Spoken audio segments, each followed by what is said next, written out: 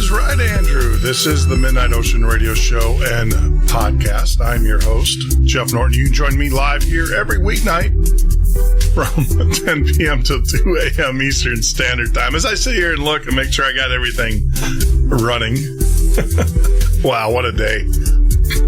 That's right. What a day. This show's coming to you live during the day. Yeah, it's a little bit unusual for us, but it's okay.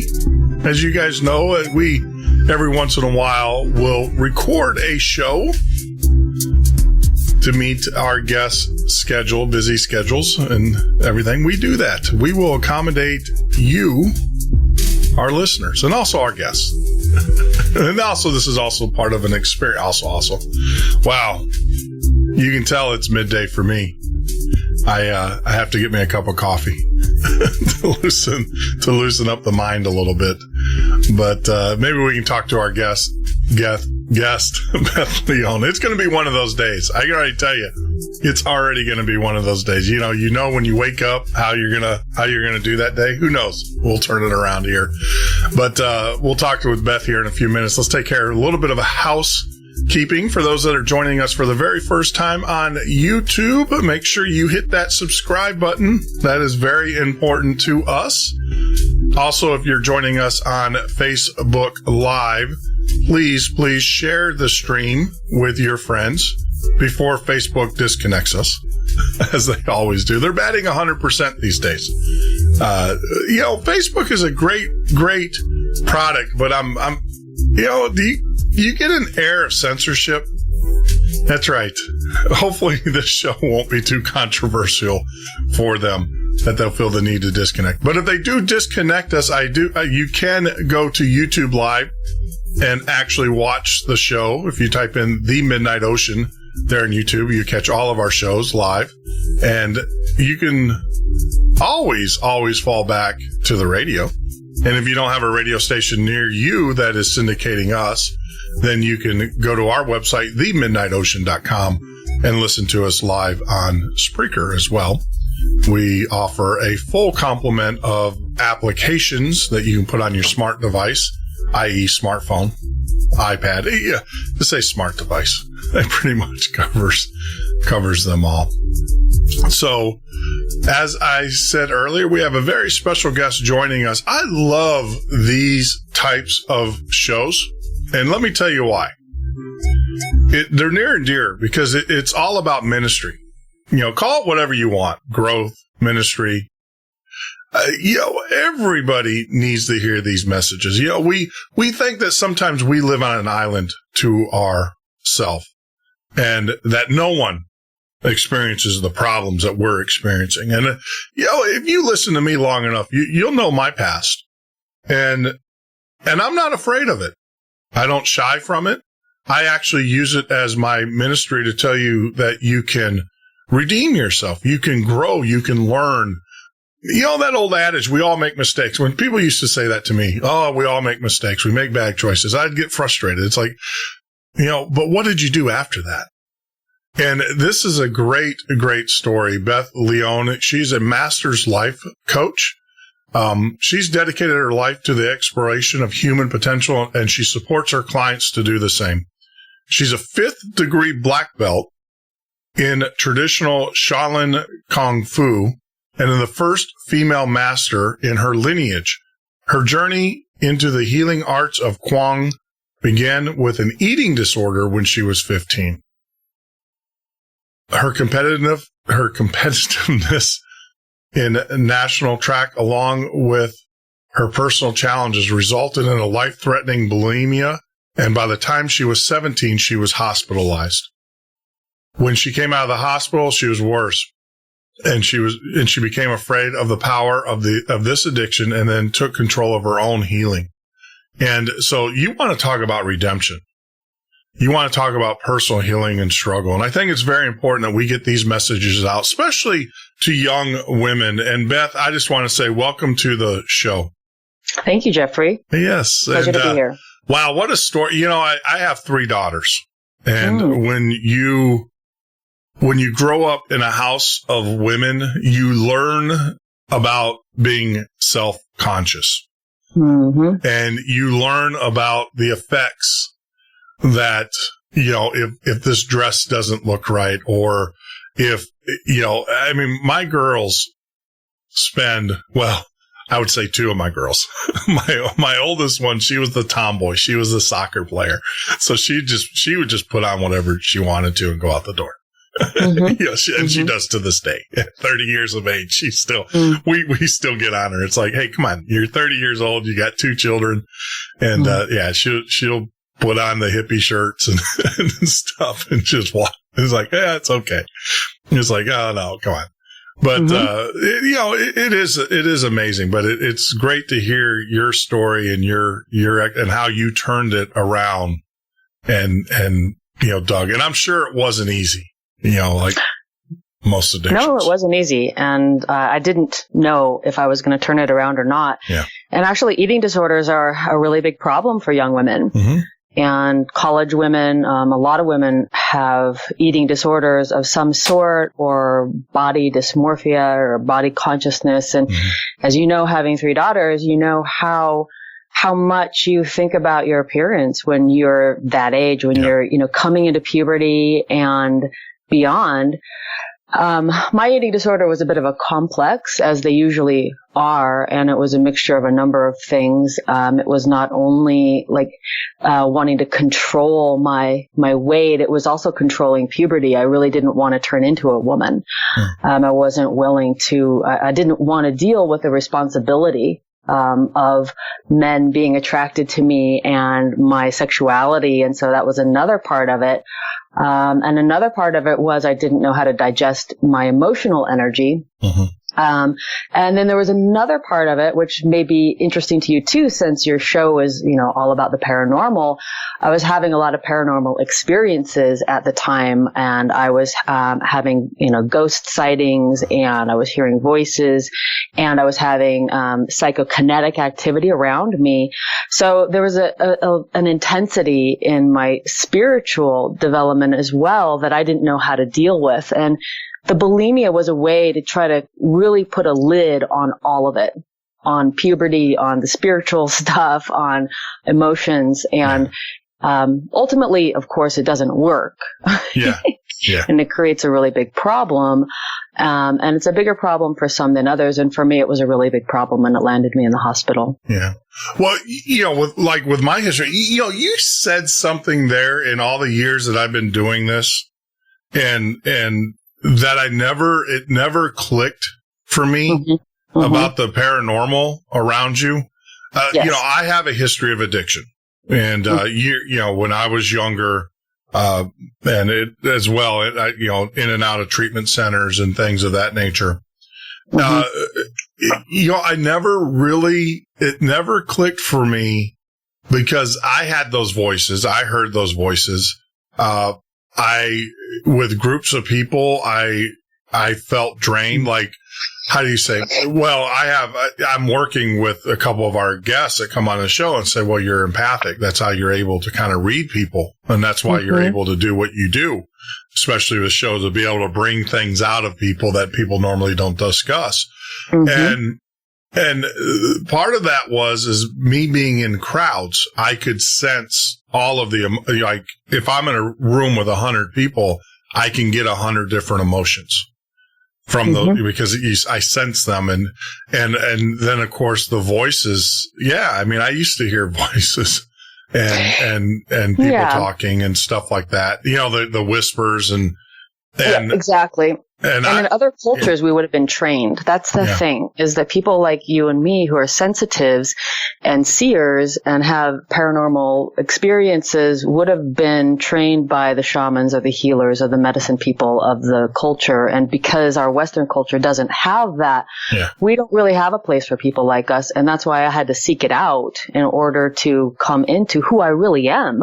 I had to seek out the ancient lineages and wisdom traditions because, in the West, we don't really have those. And that's what led me into the martial arts and to become a martial art master and a shamanic practitioner. And now I teach women the Priestess Path. I help empower women with all this information. Wow. I mean, because when I went to go get help for the voices, they were going to put me on lithium. Yeah. I had a friend who was taking lithium, and she was like, "Oh, you got to talk to," so I did. I went on my own and said, "Hey, look," and they were like, "Oh, we need to put you on lithium and blah, blah, blah, blah, blah." And I was like, well, number one, I don't want my parents to know that there's something wrong with me. And then, cause obviously at that age, you have to get permission. Unlike back in that time, you used to get permission as a kid. Your parents had to be involved in your medical decisions. Now it's like whatever. But, yeah. And then I did thank God I was smart enough to do research and learn that lithium is one of those things that you start on, you never get off of. And I was like, it's just a phase. And I think that's when I started doing drugs, in high school and drinking more, because those, to me, they calmed the voices. It really drowns it out. Yeah. It dominates it. It does. Yeah. Yes, and because in our culture we don't really have a roadmap for the sensitives, a lot of time the sensitives are the ones that do develop the addictions. And it's really important. Actually, my boyfriend is David Wilcock, and in his new book, The Ascension Mysteries, the first half of the book is all about his journey into addiction and him being a sensitive and how he ended up drowning it out. So this is a very typical journey. It's really the hero's journey for many of us that are on this planet at this time. How do we come into our empowerment as these multidimensional beings, or homo sanctus, as one of my grandmasters calls it, this homo sanctus? We are evolving, and we need to embrace that and find the pathways where we can get the information and the assistance and the initiations to really be in our power. Yeah. Yeah. I mean, yeah, and that's the thing. I mean, it's kind of like the evolution. Even after I came out of treatment, I fumbled many a times trying to figure out, because the underlying issue was not addressed, right? In treatment. It was just, stop. And then you replace going to bars or going to, hanging out with your buddies to going to meetings. And it was funny. It's not funny, but about 5 years into my sobriety, I'm sitting there in a meeting, and this guy's talking about how he owes taxes and blah, blah, blah, blah, blah. And he's all, just going off. And I stood up, here I am 5 years sober and clean. I stand up in the meeting and I just look at the guy. I'm like, what does that have to do with you drinking today? And so I just blurted that message came to me. And so I just blurted it out, didn't have the control, the filter. And after I said that, everybody's like, oh, I couldn't believe it. And then all of a sudden the voice in my head said, that wasn't for him. That was for you. That message. And then when I realized that I am actually communicating, see, it was one thing when you hear these voices of negativity, but then when you start realizing that you're actually communicating with these voices, or you're actually in touch with them, and you feel them just like someone talking to you as we're talking now, you realize, or I realized at that point, that there is something more to this. And that's what led me on my journey. And that's where it's led me to this point today, and seeking out, knowledge and expertise, and hence the show, to bring these experts together, to show other people and let them learn that, hey, there is a whole nother realm out there and once you get in touch with it, it's a beautiful thing.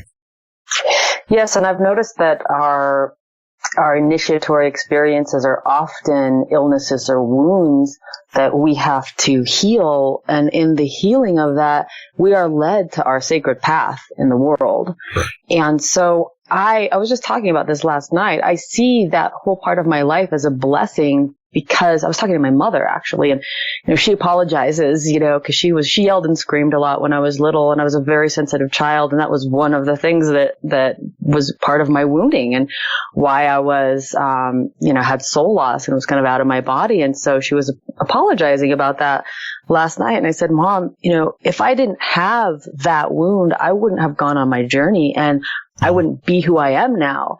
And I wouldn't have all of these tools. It just wouldn't have had the reason to do this.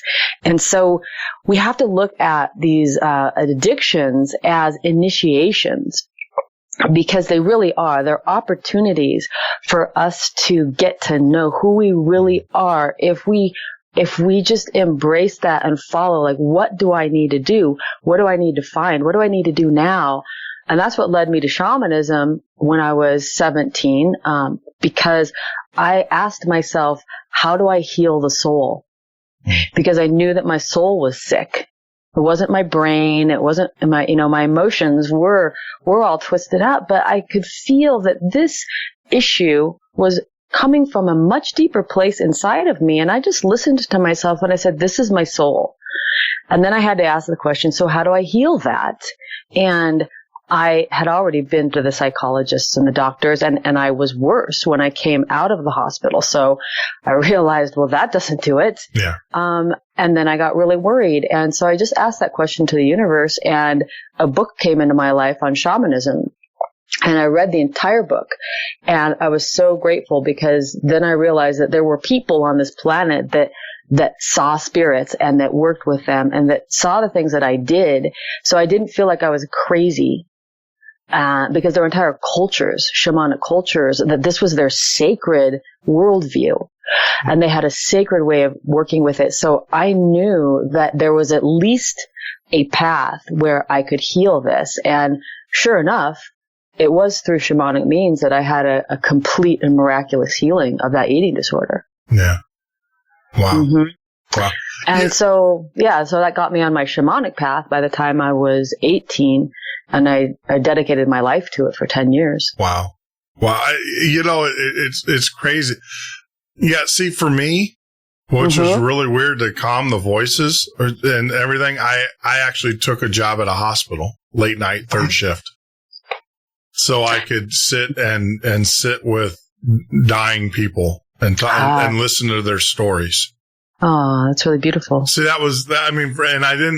it was weird because that's why I'm so intrigued by people's stories. I think that's what's led me or culminated to where I'm at now, is that I would sit and, I took a job, third shift, part of it too, let's be honest, was finances. I was paying, going through college at the time. Mm-hmm. But the benefit of that was, it was being able to sit and, going up to ICU when I wasn't, on call, or there wasn't something going on in the emergency room, and sitting there and listening to the nurses and then saying, who is that? And they would tell me, and then going, and it's like, do you mind if I go in there? And they're like, yeah, go ahead. And I would just sit there in the room with them. I was kind of like that guy that would come in and just sit in a room with someone. Mm-hmm. And I would just, kind of in my own subconscious say, hey, what's your story? What's up?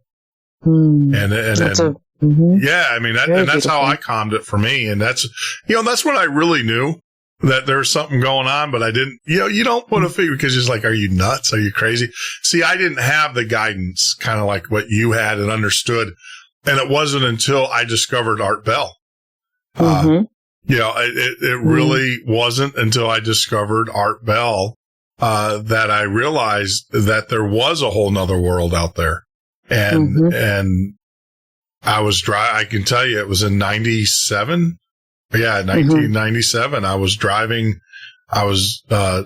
back and from a project that I was working on, and, heard about chupacabras, and, that did it for me. I was like, wow, there's a whole nother universe out there. There's things out there that, because there was no one at the time talking about this stuff. You'd hear people talk about it, but there was no one mainstream who was bringing it to the mainstream. And that's what did it for me, was, solid.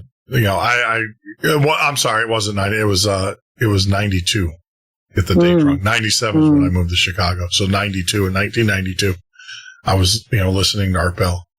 And, love Art Bell. Oh, comforting voice. Yeah, he does. He is the master. I mean, as far as I'm concerned, and and when I started up this show, it was funny because I was told to start this show, and I had a political podcast, and I was I was like, well, I can't compete because Art just came back, on Midnight in the Desert. And they were like, don't worry, you do your thing. Mm-hmm. And it was funny because I started the show, and then, of course, Art went back off the air again, take care of his family, rightfully so. I mean, if I was in the same position, I would make the same choice. A lot of people criticize, but for those that don't know, Art had some pretty significant death threats against him, and people were actually shooting at him. So but it was weird because the voice said, don't worry, do your show. And then the next night in Belgab, Art came on the air, and there's a little bit more to it. I actually know his next door neighbor. She was a guest on my political podcast. Mm-hmm. And so I asked her, I said, can you, for a guy who's going to be starting out in this, can you have Art just give me a little bit of advice? And then he was on Belgab. He wasn't on his show, but he did an interview. They interviewed him, and he said the same thing. He said, do your show.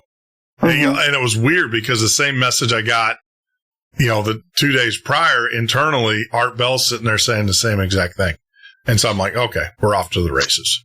Confirmation. Synchronicity. That's how we know. Yeah, we're off to and our show has been running, and we've just had phenomenal guests like yourself, and it's insane the level of success that it's not. It's to the average person it would be considered pretty crazy, miraculous the amount of success we've had, but. You bring up a really good point because a lot of our when we turn around these large negative forces inside of our own being, service to others is one of the biggest ways that we do it. And so you were called to be of service to others when you took the third shift in the hospital. And right there, that gets us out of our own mind. So it's like it saves us from having to deal with just all the stuff that's already going on in our own mind. So anybody out there, if you're dealing with negativity or addiction or implosion or depression, first thing you want to do is go be of service somewhere. Go help out. Go volunteer somewhere. Help at the Humane Society. Help at the hospital. And you'll get out of your own darkness is really what it is. And so it's one of the biggest teachings of life is to be of service. Yeah. And it's selfish in a way because it really helps us. Yeah. No, and you're absolutely right. I mean, I think that it does. How do I say? It gets you out of yourself. And it does. It really does long enough. And hopefully, and how do I say this? It will, it's kind of like not a cure, but it's kind of like a little bit of medicine. The 8 hours that you're not in yourself, dwelling on your issues and everything. That's 8 hours of peace and calm medicine that you have. And one of our grandmasters in our lineage, John C. Kim, he said, in the best way to lose yourself is to give yourself to others. And that means to lose that negative mind, to lose that self-talk. You give yourself to others, you serve others, you devote yourself to others, give away your knowledge, give away your compassion, your love, give away your listening. There's so many places to do this. And this is the quickest and easiest and most ancient way to cure ourselves. And then many miraculous things, come along. I believe when we have a sincere asking inside of our heart that the universe conspires for our goodness. Yeah. And things begin to come in. There's something about free will. And until we as a free will being say, I want to heal, I want to change, I truly, sincerely want to, then things begin to come into our life, miraculous and synchronistic things. So this is another one of these principles. And as we go through life, we start to find out, we learn for ourselves how this thing works, this game of life. Yeah. That is so true. And actually, that's a great breaking point as we go into break, Beth. But we're taking a quick break. We'll be back in 4 minutes. for all of you out there who want to go get a cup of coffee or something and stuff. But we'll be back, and we're talking with our very special guest, Beth Leone. And, that is so true. We're going to talk about service. And we're going to talk about things that we do, that you can do to give service to others. And more importantly, though, we're going to talk about Beth. Wow, 5-degree black belt. So that's pretty amazing. But hang in there. We'll be back in a few minutes with our very special guest, Beth Leone.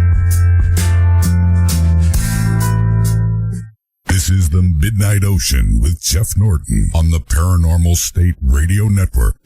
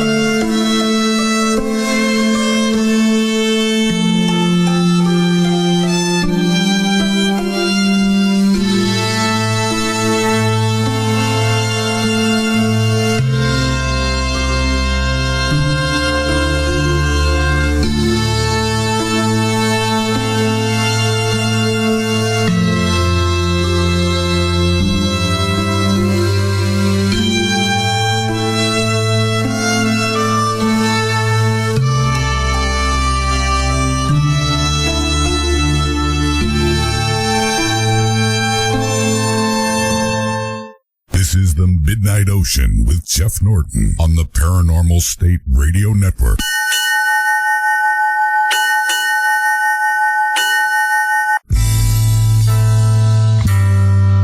That is right, Andrew. This is the Midnight Ocean radio show and podcast. I'm your host, Jeff Norton. We are speaking with our very special guest, Beth Leone.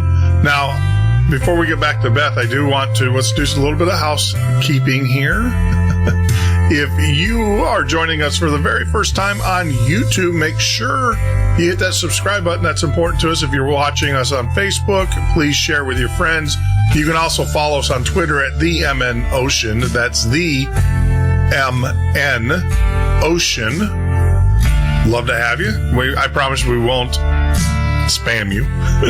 We only send out information that relates to the show. And of course, you can find us on the web at www.themidnightocean.com or join us every weeknight from 10 p.m. till 2 a.m. Eastern Standard Time live in the studio.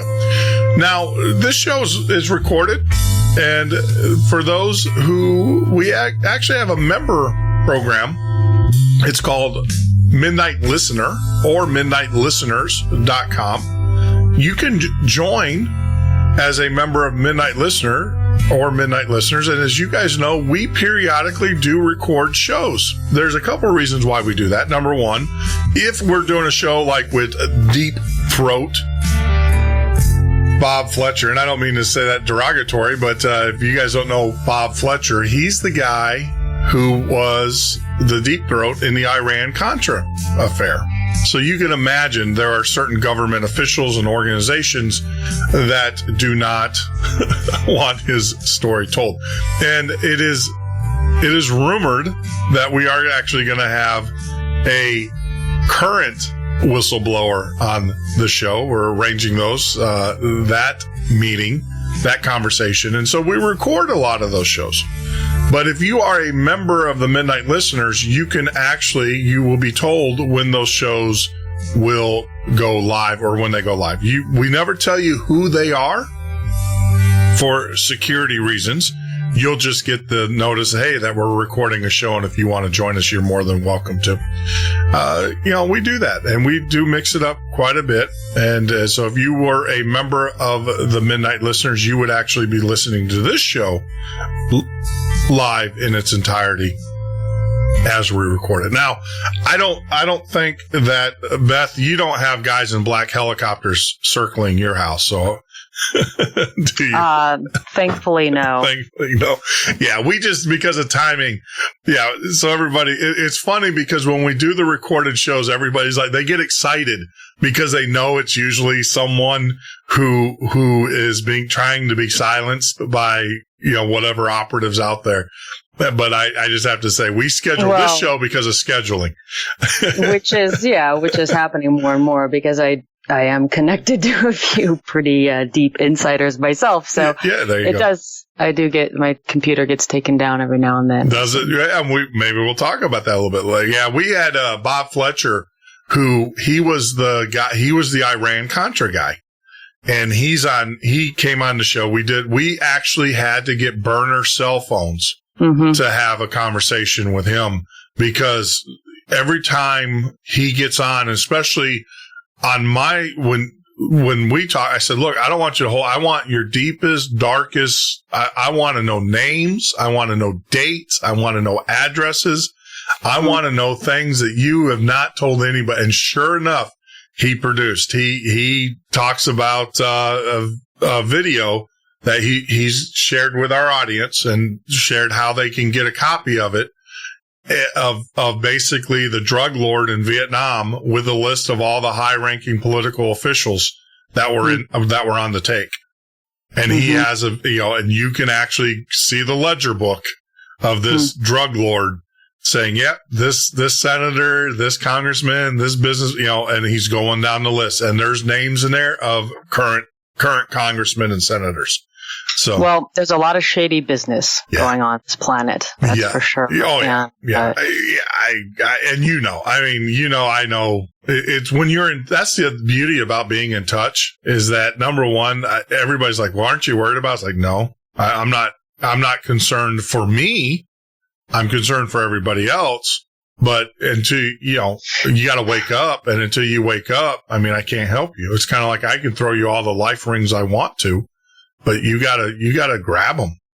and help we yourself. have to choose what game we're playing too. And part of living this life and becoming awake is understanding what's happening and seeing it with sobriety, and then choosing how do I want to live my life in this particular soup where we have a lot of negativity on this planet, and we basically have two factions, and it's always been that way. You could call it good and evil. You can call it the Illuminati versus the, people that are not Illuminati, the cabal versus normal people.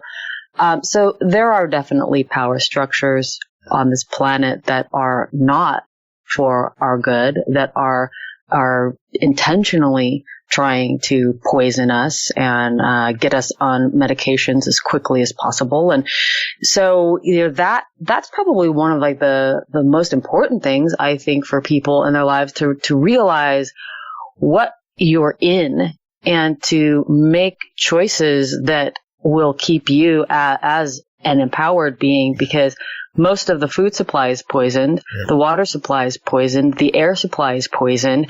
And so if you're on the default program as a human being, you're on the slippery slope into sickness, disease, old age, and death. Correct. And that's how it is. It wasn't like that 200 years ago. Yeah.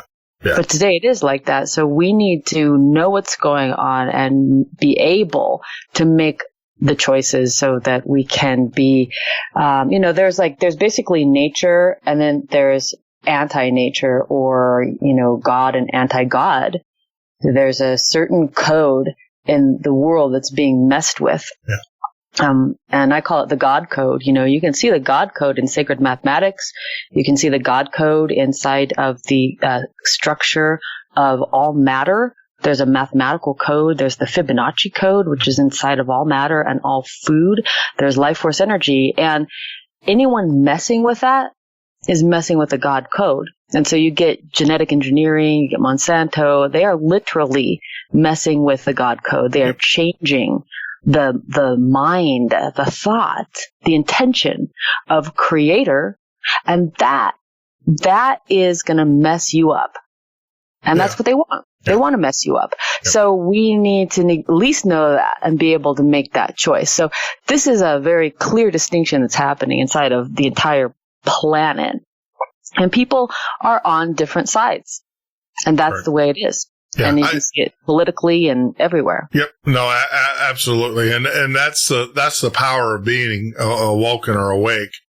Is that you see that? See, it's kind of, remember the old, that class, They Live, as corny as a movie as that is, it's so true. I mean, when you are awake, you see things completely differently than someone will see an advertisement and think, that's the greatest gadget whatsoever. I look at an advertisement on TV and say, well, that's just another mind control. Let me tell you how they're doing it. Or you watch a sitcom or you watch whatever on, especially I think TV media is the delivery method for all of this stuff, as we all know. Well, we have to understand that we are being programmed. Mm-hmm. And if you start to take a look right now, you can see it really well because of the debate between Hillary and Donald Trump. You can see who's on the side of Hillary by all of what publications are vilifying Donald Trump right now. Yes. If you look at the cover of Time magazine right now, it's October. You look at the cover of Time magazine, you see Putin right now, and you see Putin vilified. Yes. What is Putin doing wrong right now? Like, tell me what Putin is doing wrong. I know we are bullying Russia for some reason. We're trying to pick a fight with Russia right now. Any publication that is vilifying Donald Trump or Putin, you can tell is on the side of what we call the cabal, the whole Hillary thing and this, evil Illuminati system that is basically trying to depopulate the planet through suffering and through messing with the God code and through war. So right now is a really good time to look around at the media, and anyone vilifying Donald Trump, that's Illuminati cabal, because there are two sides to this thing. Yep. Absolutely. And well, the whole, it boils down. I believe there's a simplistic and there's a complex method, and I believe the cabal is on the complex route of, like you said, depopulation and everything. I think on the simplistic route, Syria is everything to do with a gas line and us kowtowing to the Saudis. I've had experts on the show who know that whole region economically. And they're like, look, we can care less about the Syrian people. We can care less about it, what's going on over there. It's all about Saudi Arabia wants to run a gas line through Syria. I mean, up into Europe, and the route is through Syria. And what it was is, Assad said, no, you're not, he wanted to partner with the Iranians to run the gas line from Iran through Syria and up into Europe. But the Saudis want their gas. So from the simplistic standpoint, from a geopolitical economic standpoint, that's the thing that's going on there. From a complex standpoint is, yes, you got guys wringing their hands going, we're going to use this to push our eugenics. And we're going to. Yeah, there's a few different levels to perception and a few different stories that go on. And the story for the people is, we're freeing freedom. We're, we're going to free the Syrians. We're going to free the Iraqis or whatever. Yeah. It's like, okay, not really. Like, we don't care that much about other people's freedom. We don't. And so, of course, it's a follow the money thing. Yeah. There's, there's an octopus. Yeah. Of, Spectre, control. Right? We talk about the evil thing, Spectre, and there is a Spectre. It's an octopus. Yeah. Yeah.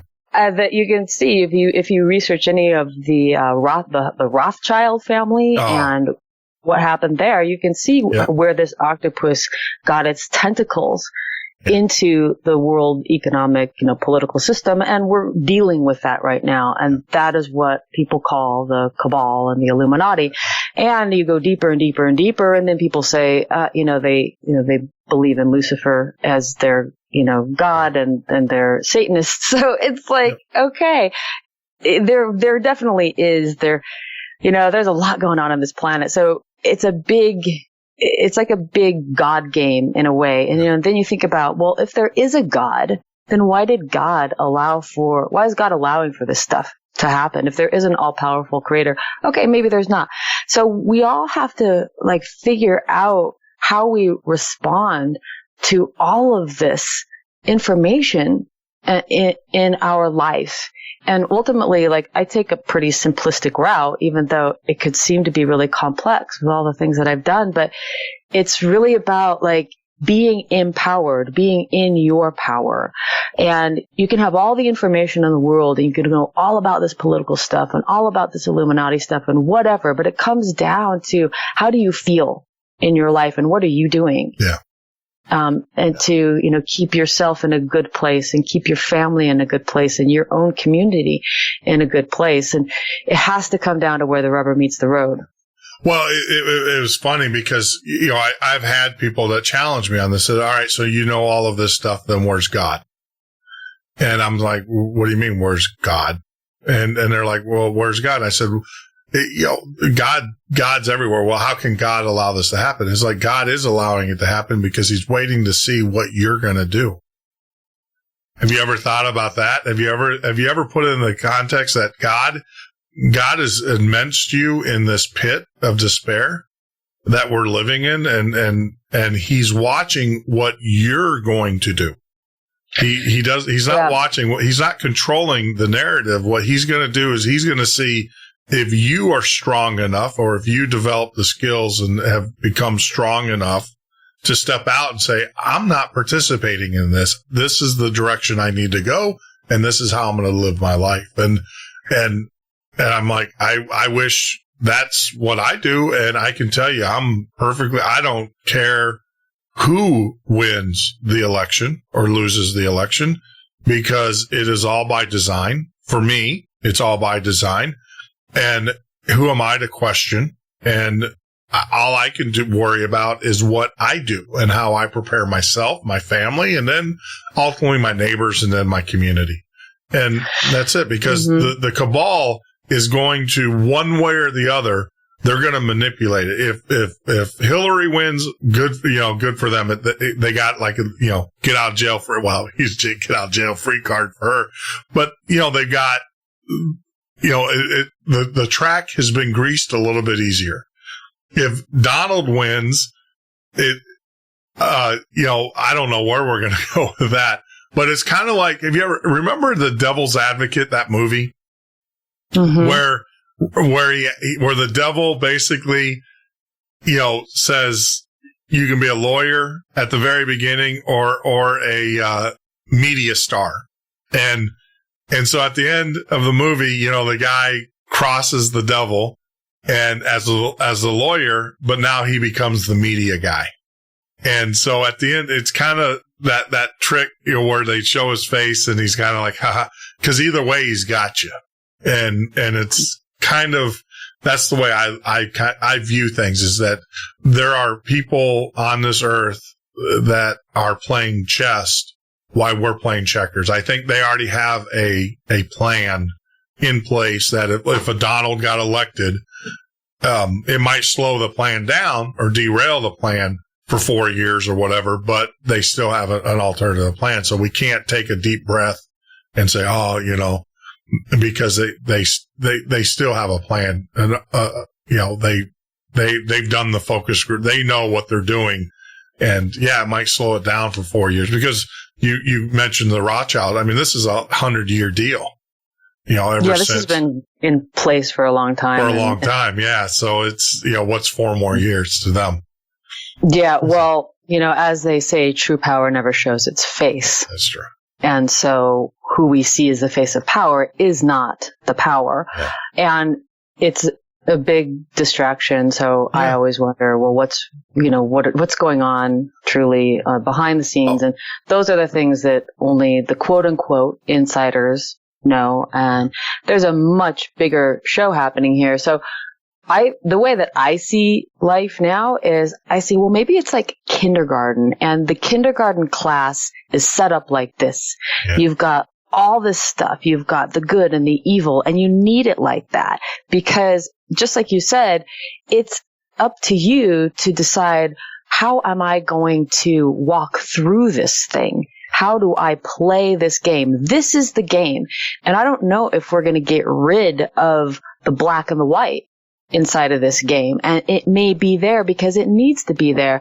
And then the way that we go through kindergarten when we graduate, which is death, then maybe it's like, this is how you play the game. Yeah. And that's how I see life now. So I see all these things set up as a part of the hero's journey. Yeah. All this crazy cabal stuff and the Illuminati stuff and genetic engineering and GMOs and vaccinations and the control of the medical industry and, the censoring of this and the big brother that, and everyone's listening to your phone call and they can turn, your stuff off if they want to. It's like, all right, this is a big crazy mess. But what trumps it all, we have to go to the next level. We are being forced into our spiritual life, because the only way to maintain our sanity and our power inside of the situation is to go up another level into Homo Sanctus, to evolve and look at this from a spiritual perspective. Well, and I equate that, I'm going to use your kindergarten analogy there. I equate that to the kindergartner that knows that there's a first grade right after kindergarten. That knows it, because when you're in kindergarten, you're right. You're caught up in the moment of being in kindergarten, but that one that knows that there is or has experienced first grader knows that there's a first grade above that. And that's what using your analogy, that's what I would say is enlightenment, is that I know that there's a step beyond this. And even beyond that, there's a step. And, that's the enlightenment. So, for me. And we're blessed, anyone who has been able to have a glimpse of the, what's more is blessed, because then we can anchor into, knowing that, okay, that, not everybody has experiences with, spiritual reality or past lives or something like that. But if you have, it changes how you view life because you're playing a bigger game now. Yeah. You're playing an eternal game. And so the way that you deal with people, the way that I deal with people is as if I've known them forever and I will know them forever. Yeah. And so the way that I see situations and people in my life, somebody comes into my life, I basically think, you've been here before. And this is going to go on for a long time. And so my integrity is based on that. And my boundaries are based on that. I do not allow people who want to mess with me into my life as friends or as people in my business. I have very strong boundaries. I mean, I ran dojos. I have 5 black belts and I trained black belts. So my personal life is very much like my dojo. Yeah. You do not come into my dojo unless you want to frickin' train. Yeah. Unless you're serious. Yeah. Yeah. Because there's lots of other places for you, but my dojo is for this. Yeah. And hey, that's a great segue. Let's talk about your journey. So I know nothing about martial arts in the sense of, I know that I went to a dojo maybe twice in my life thinking, hey, maybe I'll try this. And it just wasn't for me. Trying to, figure out as I was like that ship out there just bobbing in the ocean of life. So the steps, a 5th degree black belt. But so there's 5. So a 5th degree, can you kind of break it down? Yeah, let me explain to you what a 5th degree black belt is. It's 5 black belts. So I have 5 black belts. And in my tradition, lineage, in order to get a black belt, what it is to know a system of martial arts. So inside of Shaolin Kung Fu, for example, there is Northern Shaolin Long Fist. That's a system of 108 movements and the applications and a weapon. And once you know that system, you can get a black belt in that system of Shaolin Kung Fu. So my first black belt is actually in Bagua, which is a beautiful form of Shaolin Kung Fu. It's one of the most complex, and it's gorgeous. So Bagua is my first black belt. And then my second black belt is in something called Iron Body Kung Fu, which is traditional Southern Shaolin Kung Fu. So I learned that particular system of Kung Fu. And then I got a black belt in Northern Shaolin Long Fist, and then I got a black belt in Xingyi, and then I got a black belt in Tai Chi. So 5 black belts, we just say 5th degree black belt. Now, do you start so you have a black belt, say you're in how do you pronounce it? I want to make sure Bagua. Bagua. So you get a black belt in Bagua. Now you're going to go get a black belt in Long Fist. So do you start over as a white belt and then work your way through all the way up to another black belt in that No, art? you're a 1st degree black belt now. Okay. Well, you're black belt. You have your first black belt. So you're a black belt. And then when you get your second system, let's say, Long Fist, you have 2 black belts. And so in our lineage, we call that 2nd degree black belt. 2nd degree. Okay. So now you have 2 black belts. And then, if you want to keep going, then you train for another 2 years inside of another system, and then you learn that one. And if you graduate and you know your stuff, then you get a 3rd black belt, and then we call that 3rd degree black belt. 3rd degree. Okay. Yeah. Most people only get to 10 or 11 degree black belt because they die before that, because most people don't live long enough to get more black belts than that. You figure you said about 2 years, two or so years. Well, per. It depends really. That's really the Western construction of it, which is based on the Taekwondo. When Taekwondo established itself in America, then they pretty much established the 2-year black belt plan, because, Americans, we kind of want things fast. Whereas in Asia or something, it might be 10 years before you were to get a black belt, because you had to sleep on your master's floor and eat rice and clean his kitchen, for 10 years. But we're not going to do that here in the West. And so, Taekwondo really established the system, the 2-year black belt system. So that's really what it is pretty much now. Yeah. Wow. Amazing stuff. It's fascinating and the dedication it takes. Cause like I said, I did it and, I went to 2 and you just learn that there are things that just work for you or don't work for you.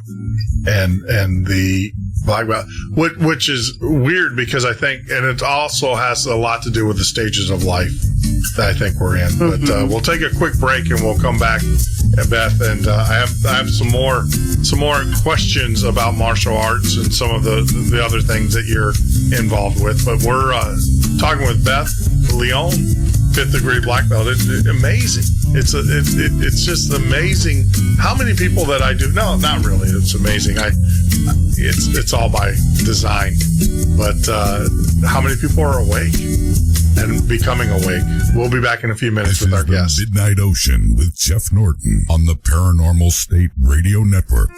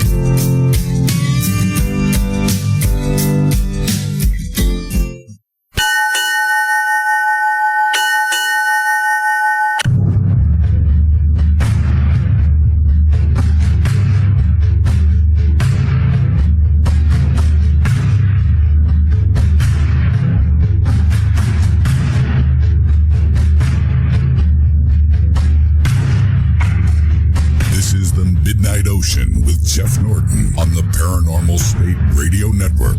That is right, Andrew. This is the Midnight Ocean radio show and podcast. I'm your host, Jeff Norton, and you can join me here live every weeknight from 10 p.m. to 2 a.m. Eastern Standard Time, or on the web at www.themidnightocean.com. If you're joining us on YouTube, thank you very much for watching. If you're joining us on YouTube for the very first time, make sure you hit that subscribe button. That means a lot to us. We would greatly appreciate it. If you are watching this on Facebook Live, if you go to the Midnight Ocean, to the Midnight Ocean page, and are watching us live on Facebook, thank you very much. Make sure you share the feed with all of your friends and family. We would appreciate that. But more importantly, when we get disconnected, and we will, they're batting 100%, like always, you can then connect to us on our YouTube channel by typing in The Midnight Ocean there at YouTube, or you can go to our website, themidnightocean.com, and pick up where you were so rudely disconnected at. And you know, we would appreciate that. Just because Facebook disconnects us doesn't mean that you have to stop listening to our message. If you would like some insider information, we have created a special website for you called The Midnight Listeners. It looks, acts, and feels just like our normal page at the Midnight Ocean, except for one thing. In the upper left-hand corner, there's a register button. If you register, that allows you to join the Midnight Listener community. It's something that we just started in the last 3 days, and it is growing. And, get out there. You can hook up with other like-minded individuals, number one. Number two, it allows you to hear pre-recorded shows before they are actually released to the public. That's right. Now, we don't divulge or tell you who we're going to be interviewing on the pre-recorded just for security reasons. But when it happens, you will be the first to be alerted. That is really cool. And you'll be given a backdoor number that you can come in and listen to the interview like the one that we're doing today. The other thing is it also allows you to, we're going to be offering some pretty cool swag, shirts, coffee mugs, things of that nature. And also giveaways from our authors if they have books or things of that nature, discounts for their services. You can also get those benefits there at the Midnight Listener. So stay tuned, get signed up. It doesn't cost you anything, no secret handshakes, nothing like that. It's just a way of us saying thank you to our listeners. But without further ado, before we went on break, we were talking with our very special guest, Beth Leone. And Beth, right before we went to break, I commented on how it's just amazing how many people are awake. See, I thought we were going to talk about martial arts. Mm-hmm. And, we spent an hour talking about the cabal. Yeah.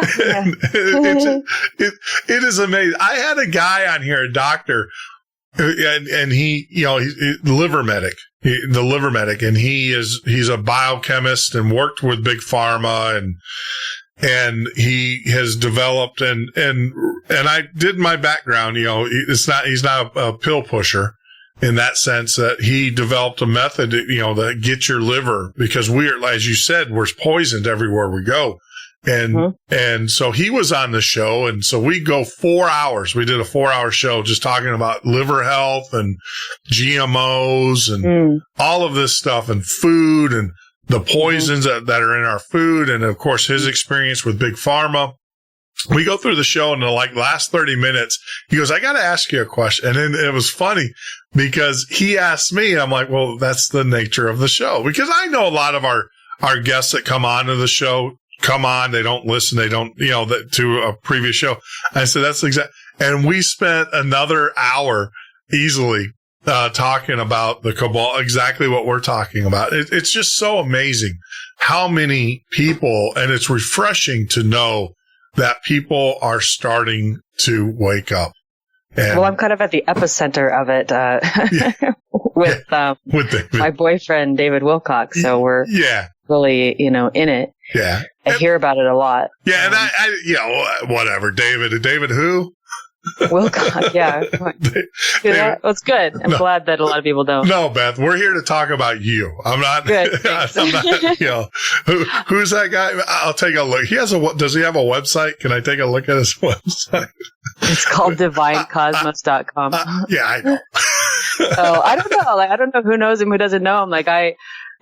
But we go to a grocery store and 5 people talk to him. I'm like, okay. Yeah. Apparently famous. Yeah. Well, it's amazing. I have, we had Debbie Vigay on the show, and she did the Wicked series, or she wrote the Wicked novels, and she did a lot of stuff for craft. And it's funny. She was telling stories about how when she goes out, she get mugged in bookstores. She actually got attacked by a fan who jumped over the counter because she was looking for a book as a gift she was going to some engagement or something, and she needed a gift. So she goes, well, I'll go to a bookstore and get one of my books and then sign it and give it to the person. I'm like, well, how convenient is that? So she goes into the bookstore and she tells them it's, she walks in and tells them that she's looking for a book, and they're like, well, who? And she said, well, Debbie V. And the girl was like, oh my God, you know her, I love her books and stuff like that. And the girl doesn't even know she's talking to Debbie. And then when Debbie tells her, the girl jumps over the counter and literally tackles her in a hug. And it was so well, at least funny. It was a hug. It was funny. Well, I'm trying to get Jennifer Batten. She was on the show not too long ago. I don't know if you know who Jennifer, most people don't. She was the guitar player for Michael Jackson on the Bad Tour. She was the blonde. And, just incredible guitar. I mean, this lady, she's played with, all the Jeff Beck. She traveled with Jeff Beck and them, and she was his backup guitar player. She's just a phenomenal guitar. So I'm trying to get her to go into a guitar center. And act just because she looks normal. I mean, she looks just like you and I. She's just a normal human being. Doesn't have the big hair anymore. The Aquanet hair. And, that she did in the 80s. And I tell her, I'm like, we gotta just go to a guitar center and act like you're, and I don't think, but you're old enough to have have grandchildren now. Cause I am, I have grandchildren. And I'm like, just say that we're looking for a really nice guitar, a guitar for your grandchild, for your child, whoever. And you don't know a whole lot about guitars, and just sit there and, kind of just thumb through them, and then all of a sudden just rip out this incredible rip. I mean, she did Flight. If you ever want to know how good she is, Google Flight of the Bumblebee, Jennifer Batten.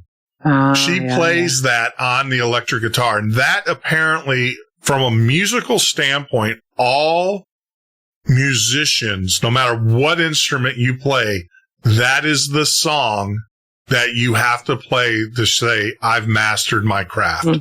That's the black belt, right, of music, the Flight of the Bumblebee. And she tears it up on the guitar. And I've been trying to get her to do that. See, with you, you'll have to video that one if you do it. I told her she won't do it though. That's the type of person. I'm like, come on, Jennifer, you got to do it. And I said, I will. I'll put the production crew together. I mean, we'll get the guys and we'll have it all rigged up where no one will ever know, and just have you tear it up. It's like you. I'd take you to, if you go to a bar, take you to a bar and let you just beat up a couple guys. Yeah. No, I wouldn't. People don't see it coming with me. My master instructor used to tell me that I was packaged poorly. Because he said, you look really cute, but then you get in there and, I wouldn't want to mess with you.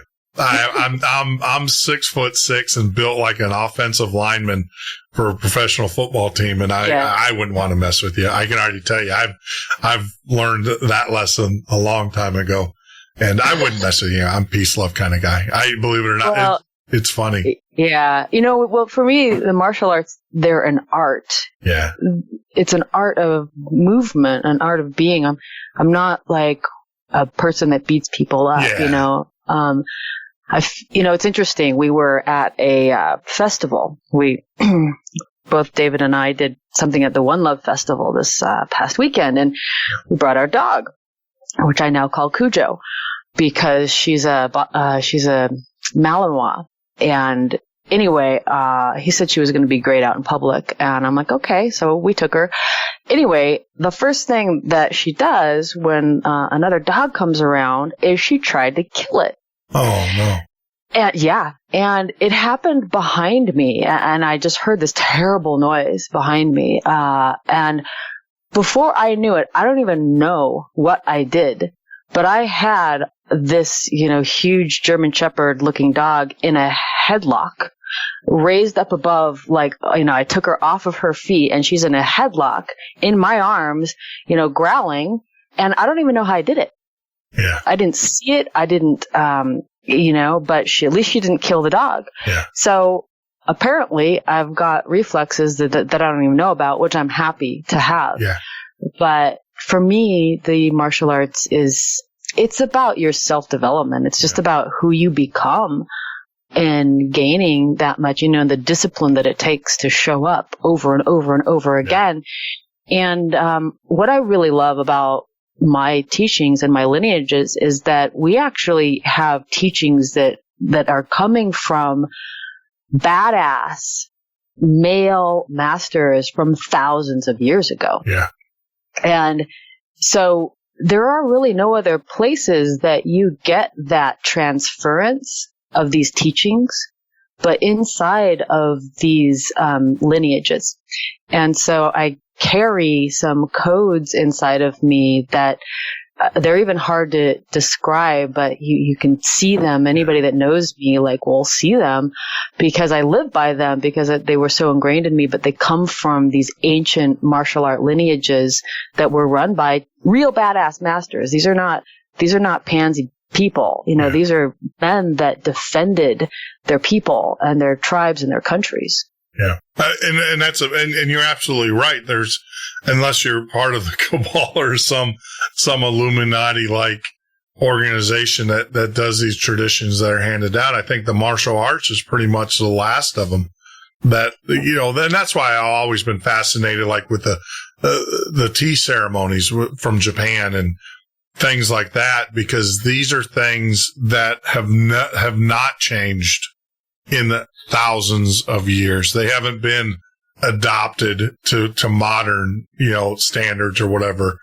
And, there's nothing more beautiful than watching a tea ceremony, a proper Japanese tea ceremony. It's just, it's like going to a production.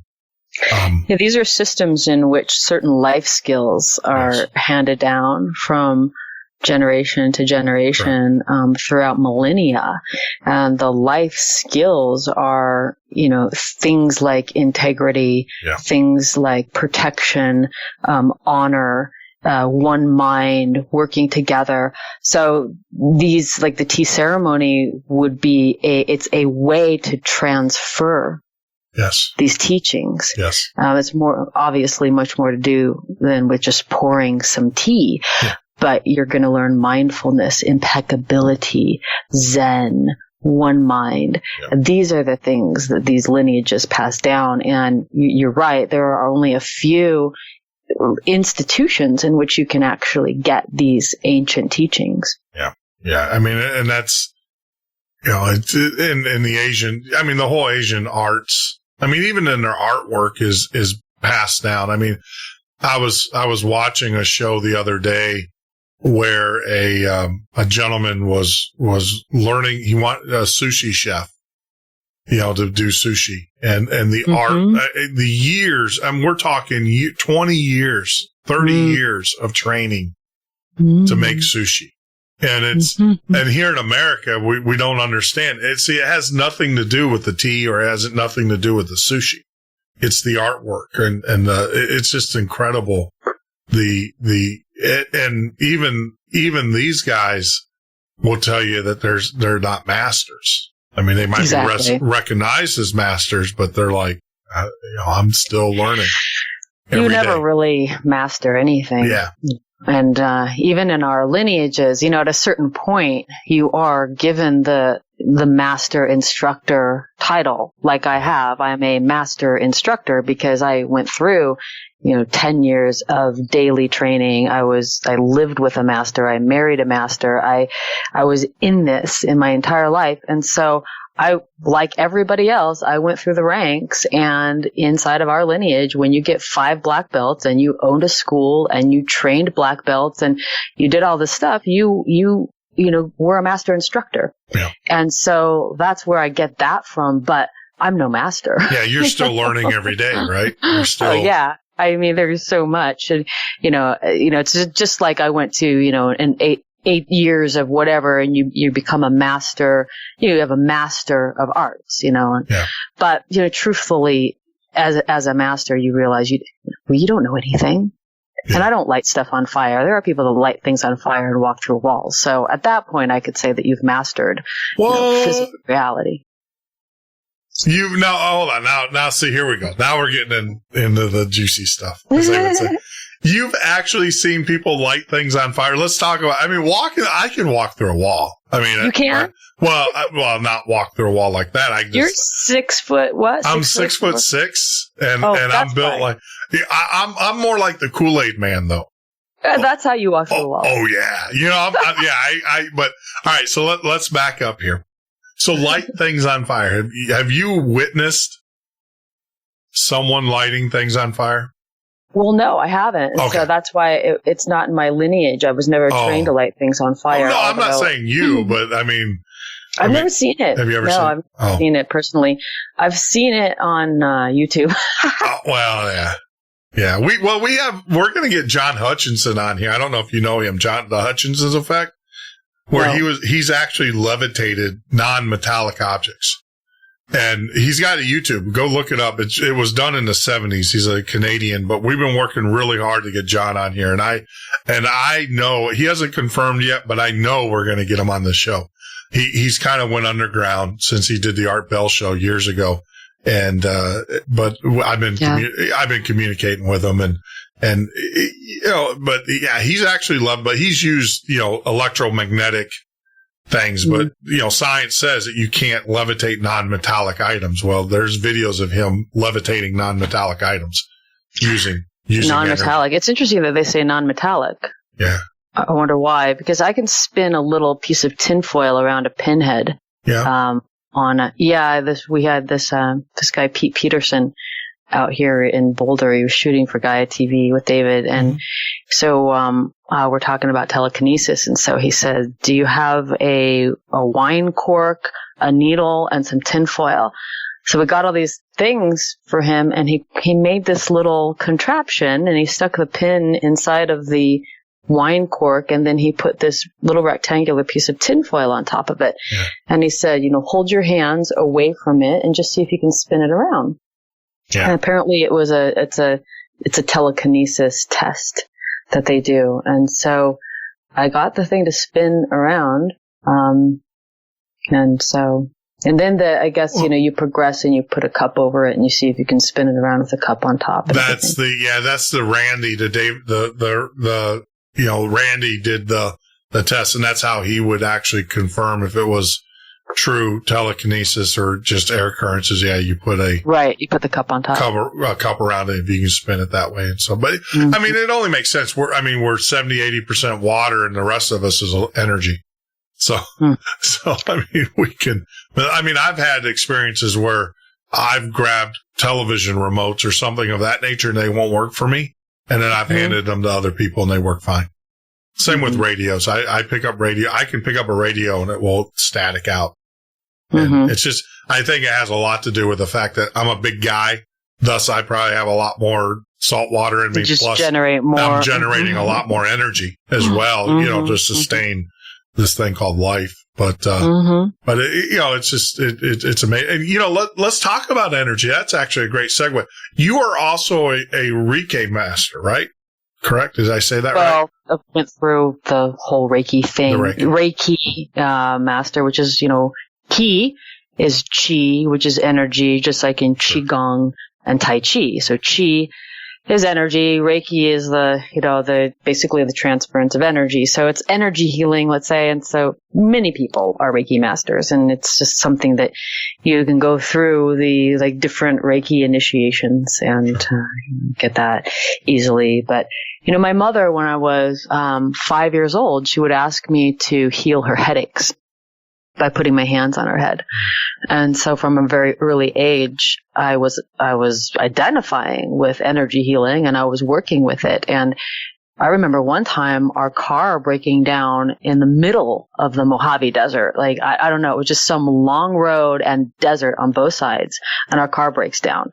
And my mom asks me and my brother, she says, send love and light to the engine. And so we sat there in meditation for a little bit, sending energy to the engine, and she started it right up after that. So I was working with that. I used to play little games to see how quickly I could heal a cut on my arm. Then I, would look at people's auras. And so that's been a big part of my life for a long time. Always. Yeah. I mean, what do you think? I've watched these videos on YouTube where I can't think of the gentleman's name. Where he does a lot of healing. He doesn't even touch people. And I mean, what do you think about guys like that? Or do you think it's because, I know that there's true telekinesis, and you got the guys who go to Vegas and make shows and make millions. Well, there's always going to be a snake oil salesman, Yeah. There's always people that are trying to deceive you. There's always people that say they can do something and they can't. And I full-heartedly believe in healing and miraculous healing. Sure. And, Bruno Groening is one man that anybody can research. And that man healed thousands of people by just standing there and talking. And he was in Germany right after the war, World War II, around 1947. He really got activated. And there are documented cases of, thousands of miraculous healings. Mm-hmm. His name is Bruno Groening. And he would just stand there and he would talk to people. He would talk to people about God. And his whole philosophy was that there is good and evil. And by aligning with the healing light of God, then everything fixes itself. Mm-hmm. And that's all he did. And so he would talk to people about that. And people would throw off their canes and get out of their wheelchairs and have all these miraculous healings. And to this day, with this practice called the Heilstrom, these things are still happening. So I wholeheartedly believe in this. And that being a reality of life, then for me, that's like the whole trump card. If we're going to be focusing on something, if we want to focus on something, let's focus on, how does that kind of thing happen? What is that? Well, I mean, I think, I look at athletes, right? And you hear these athletes that have devastating injuries. Mm-hmm. And people are like, oh, there's no such thing as, healing or whatever. These athletes that have these tremendous, just devastating injuries that would cripple the normal human being, they come back a year later and you would never know it. And a lot of people would say, well, that's science. It's like, that's not science. I mean, there are people that have the same injuries, but don't have the same mindset that never recover. And then we are incredibly powerful beings, and that's something that that the cabal doesn't want you to know. Yeah. How powerful you are. Yeah, they want you to rely on them for the drugs and for the medicine and all of this stuff, and people just don't. And that was one thing that we learned, talking with Brendan, the liver medic, with him, is he was like, yeah, you can. A lot of this stuff that they're telling you is reversible. And it's a lifestyle change. They would rather just give you a pill to revert, but it doesn't reverse it. It just masks it. It doesn't change anything except it just masks it. If we stay close to nature, and if we take into our body the wisdom of nature inside of nature's foods and nature's water, and we use our body in the way that it's meant to be used, this body is meant to work. Yeah. So the entire martial arts, which really comes from qigong. Qigong is the root of martial arts, and qigong is is an amazing movement system that honors the multidimensional being that you are. It works with energy, the power of mind. It works with the internal organs and the energy system. And it puts the body in positions that nourish and heal everything. And so really my love is qigong. I might have 5 black belts in the martial arts, but that just led me into my passion for qigong, which is a movement art beyond all others. And I want to talk about this miraculous healing thing because inside of our lineage, part of my lineage is something called Chung Mu Do, because my master trained with Chung Mu Do. And there was a man I met inside of the system, and he had a spinal injury from C7 down, and he was in the hospital, and he couldn't move. Hey, Beth. Yeah. I want to get this story in its entirety, and we're at a break. Okay. So let's take a break and then come back because I want to hear this story uninterrupted. And I will tell you this will be the last break. So we only do a couple the first few hours. And then after that, it's just discussion from there on out. So let's take this break and we'll come back and we'll talk with our very special guest, Beth Leone. Man, great stuff. I could sit and talk about this all day long, especially as we hear this story when we get back. Stay tuned because we're going to hear a story. Beth's going to share with us a person with who healed thyself. That's so powerful words. Heal thyself. But you're listening to Midnight Ocean with our very special guest, Beth Leone.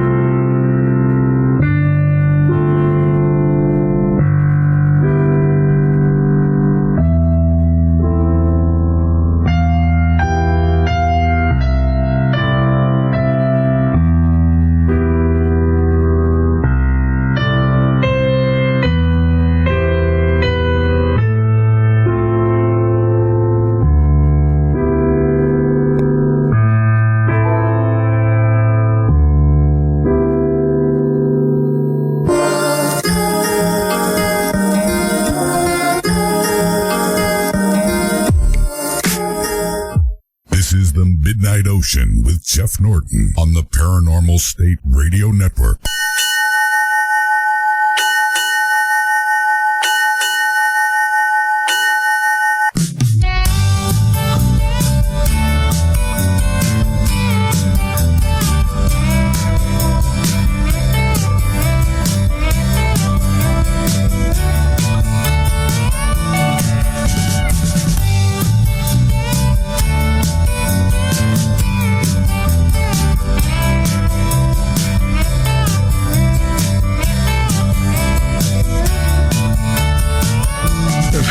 That's right, Andrew. This is Jeff Norton of the Midnight Ocean Radio Show and Podcast. I'm sitting there enjoying the music. I hope you're enjoying the conversation, though, that we're having with our very special guest, Beth Leone. Right before we went to the break, she was talking about an individual. We're talking about this whole concept of heal thyself. We'll get to that here in a few minutes. But before we do that, got a little housekeeping to do. If you're joining us for the very first time on YouTube, please make sure you hit that subscribe button. That's important. If you're listening to us on Facebook Live, make sure you share our shows with your friends and family. That would mean so much to us. It'd help us grow our show.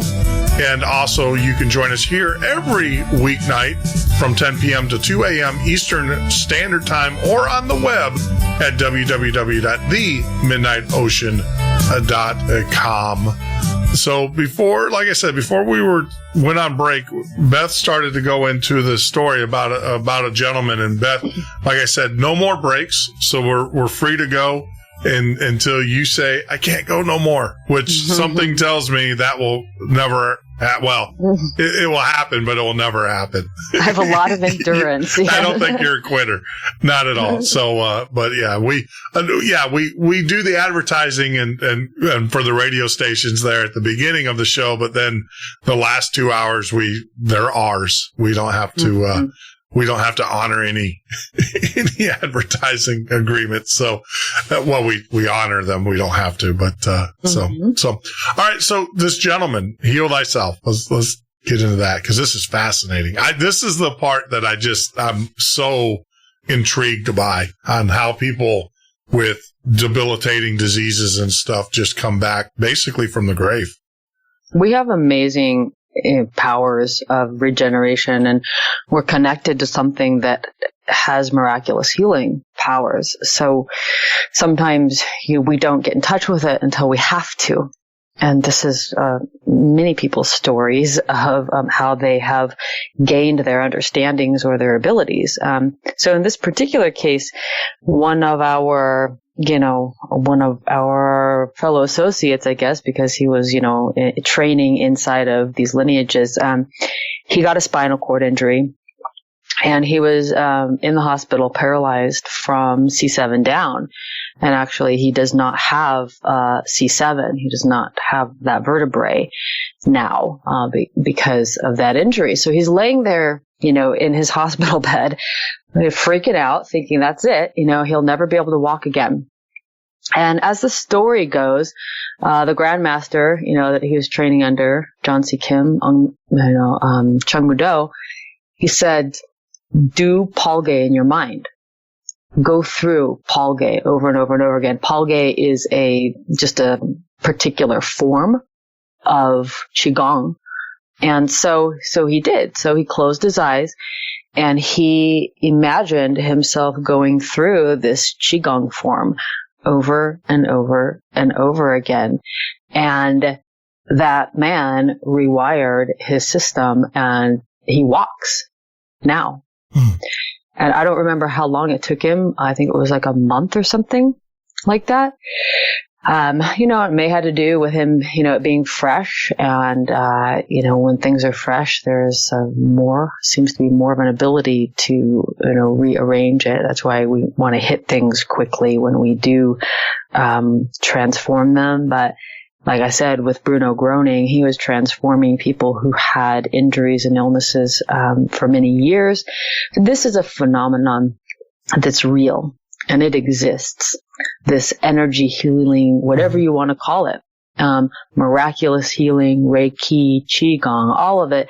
We are energetic beings. What does that mean? We are connected to something of great power. We are connected to something that can regenerate, that can heal miraculously. That's very interesting.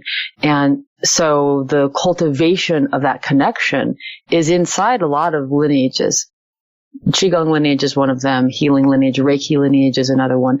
So there's something greater going on here. Yeah. No, I'm a firm believer in that. I mean, there's documented people who have had, cancers, they've removed the actual tumors, but, the smaller tumors that come back and things of that nature, they've been able to keep those away just by concentrating and giving themselves positive energy. And a lot of people will be like, oh, that was just meant to be anyways. It's like, no, because the medical science says, no, that's not true.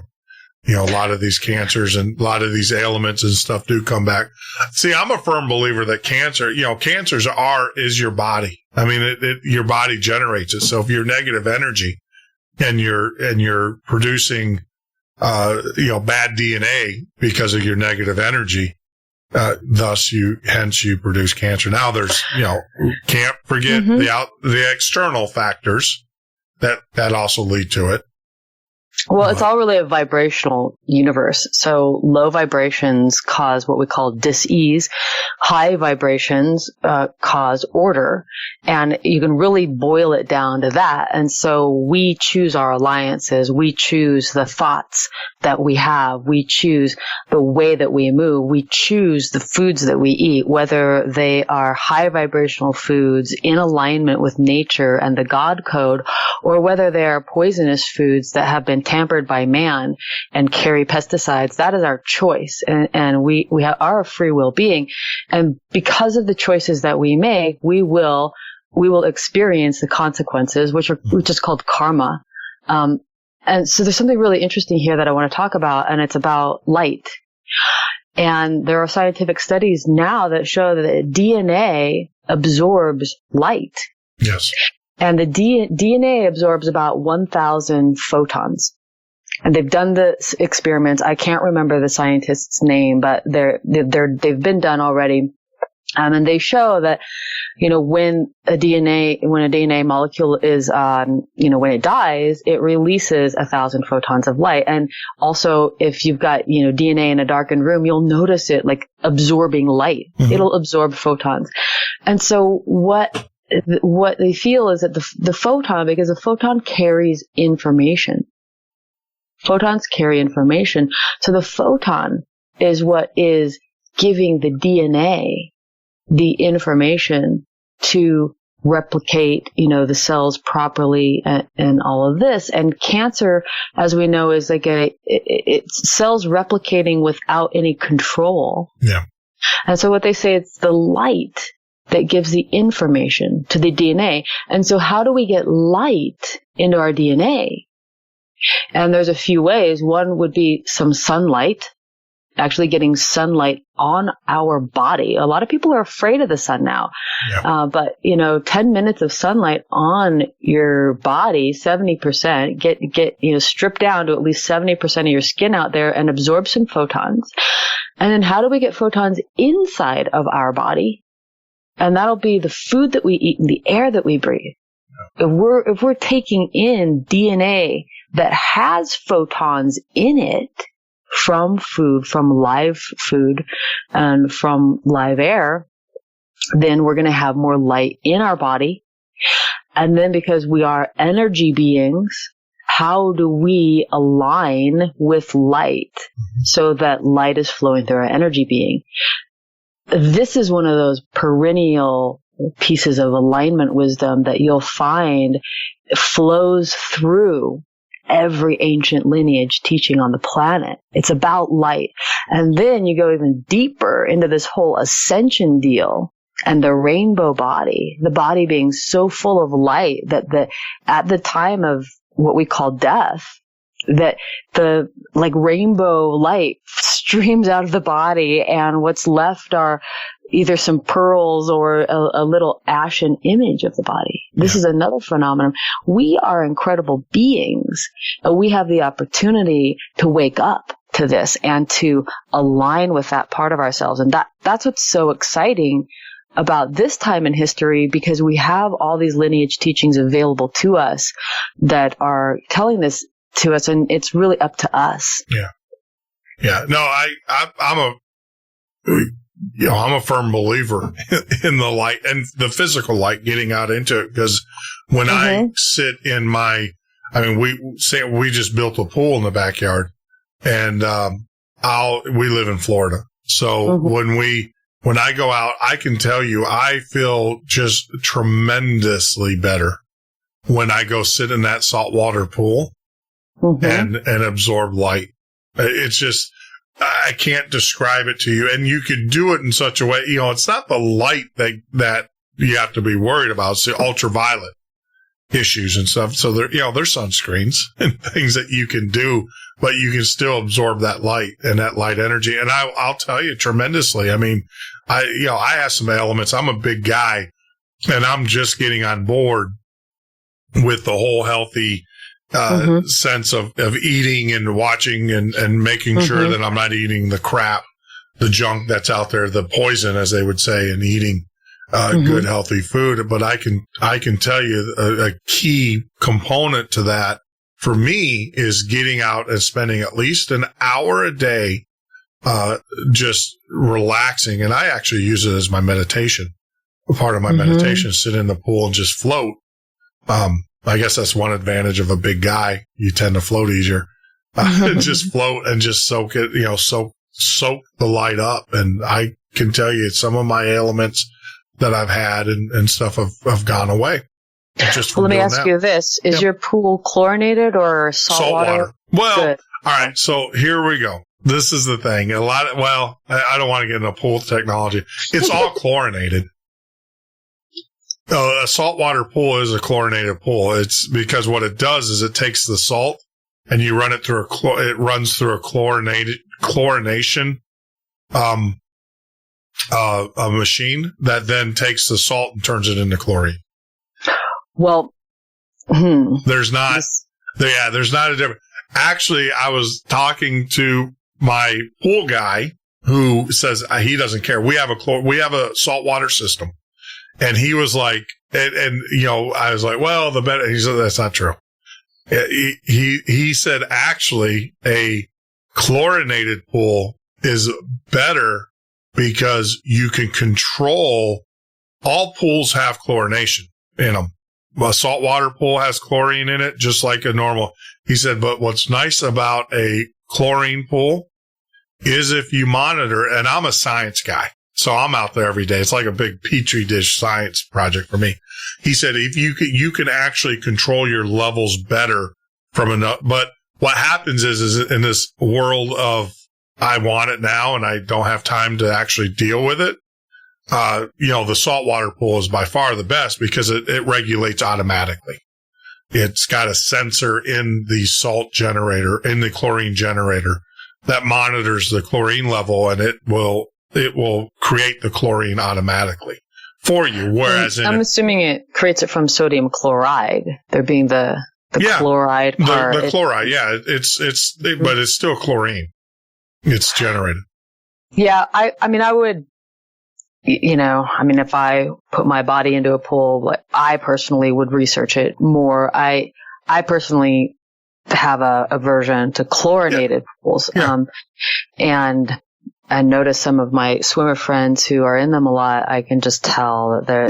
That's I think because their body's absorbing so many chemicals. Well, that's because they're over chlorinated. That's the trick.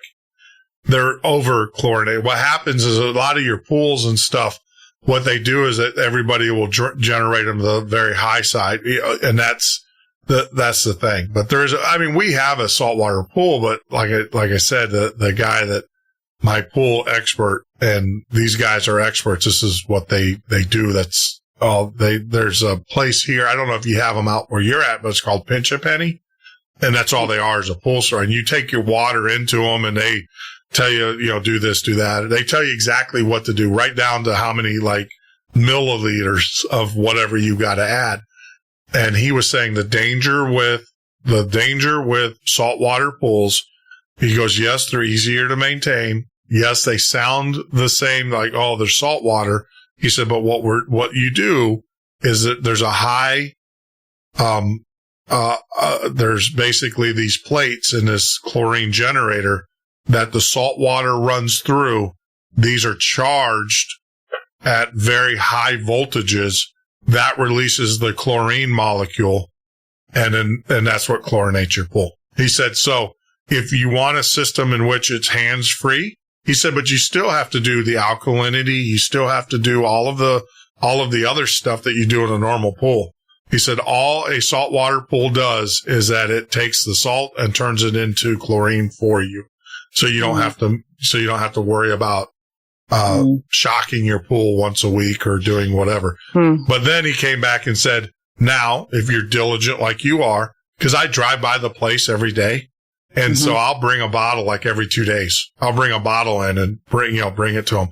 And, and they tell me, they're like, oh, you're fine for the week or whatever. You're fine for the, so it's funny. He goes, if you're diligent like you are, he's like, he's like, it's kind of a trade-off kind of thing. He goes, because you got this, he goes, you also got to think about it too. You got a high voltage device that your water's running through. He goes, that kind of would make me he goes, it's safe though. He goes, but that's a mindset too, that you're generating very, very high voltages to separate the sodium and the chlorine atom. I don't know. I stay out of pools. I'd probably, if I had a pool, would ozonate it, or just look into it a lot more. But, there's. Yeah, I stay out of public pools. I would never go to a public pool. No. No. There's no. A lot of people don't realize this is that pool smell that you smell, that chlorine smell when you go to a pool. Do you know what that is? Don't you? Chlorine gas. No, it's the ammonia from urine interact. I learned so much with this. I'm a science geek. That smell, that pool smell, is actually the ammonia from the urine interacting with the chlorine.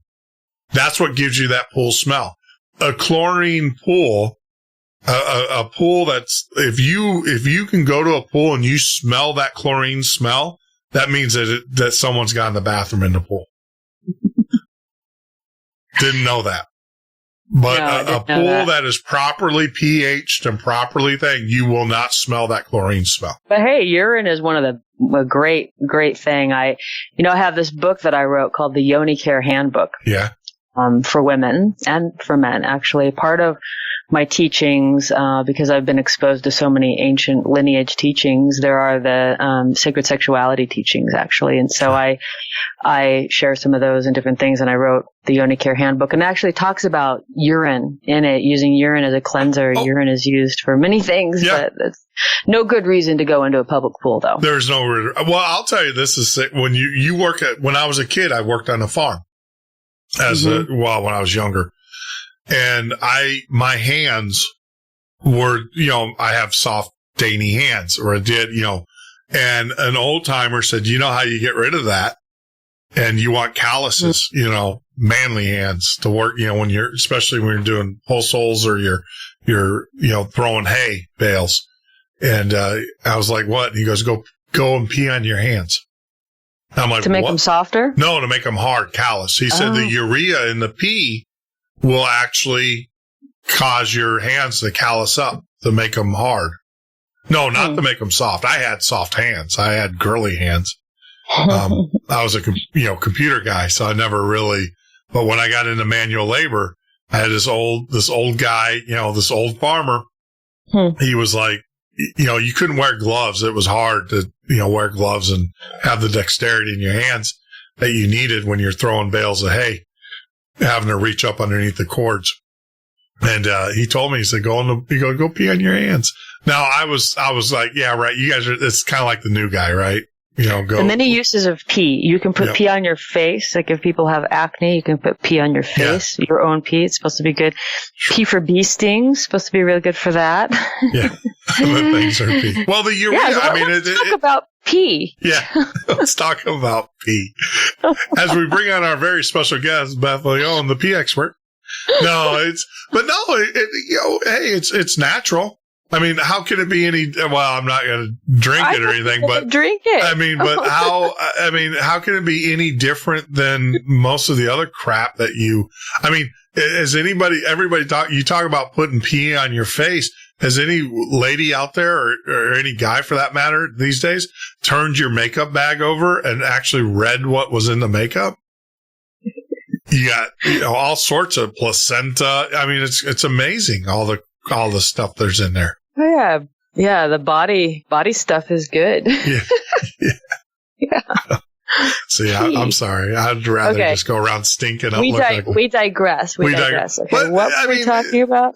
Well, you brought it up. You said that you were. Hey, I'm just the captain. You're the navigator tonight, my friend.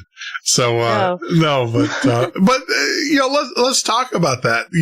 Since you brought it up, not pee. That's fun. Okay, yeah. What else do you want to talk about? What else do you want to talk? Well, let's talk about the sexuality part of it. So a lot of your training too is that, we're creatures of love. And I think there's a difference. I think, we tongue in cheek this word called sexuality. And it's like, and this is not the perverse type. I mean, love. I mean, I can't, you were talking about DNA giving life, giving out light. And absorbing light. Did you see the study where they said at conception that there's actually like a mini Big Bang? The amount of light that's given off is considered like a small, fusionable event. No. And stuff. Yeah. So at the time of conception. Yeah. I mean, that's, and that just, you got two beings coming together. Mm-hmm. And there's nothing more powerful than that. I think. I mean, when you share that and when you have two separate, a lot of people, unfortunately, go to the twisted aspect of it. But I don't know. I mean, when you perverted, the perverted side of it. And, I don't think there's anything more powerful than someone's sexuality. Well, people have been loving each other for a very long time, and that happens to be how we have 7 billion humans on the planet right now. I mean, every single human being is a product of somebody's orgasm. Yeah. And so when we look at like how much people have been loving each other on this planet and how big a part of all of our lives are, most people, yearn for the beloved and the beloved having our mate in our life, our soulmate, our mate, our partner is such a huge part of existence. And yet the art of love has been kept in the shadows and vilified and twisted and used in, well, now we have pornography, and before we had pornography, we had the Catholic Church. So we have two sides of a bad coin here. Whereas in Asian traditions, the Asian and Indian tradition, they revered it. They accepted it. They said, let us turn this into an art. Yeah. This beautiful love between two people. And so we have lineage teachings of sacred sexuality, of the art of love, of how to use your energy. So I teach some of these. I teach some of these in the White Tigress initiation. I actually created an entire course for men called The Art of Love, and transferring some of these teachings to men about women. And, and now I focus on empowering women. And a huge part of it is sharing these lineage teachings on sexuality. And it really begins with our own understanding of our own body. It always begins there. So for women, we have the yoni egg exercises, the jade egg. We put that in our vagina and we start doing exercises with it. There are the healing breast massage exercises from the Taoist lineage that I teach women. And that's to heal the breasts and to keep them young and, beautiful. And so we have qigong for sexuality. And thanks to Mantak Chia, he has basically brought this into mainstream respectability qigong sexuality, and so he teaches all these things. So,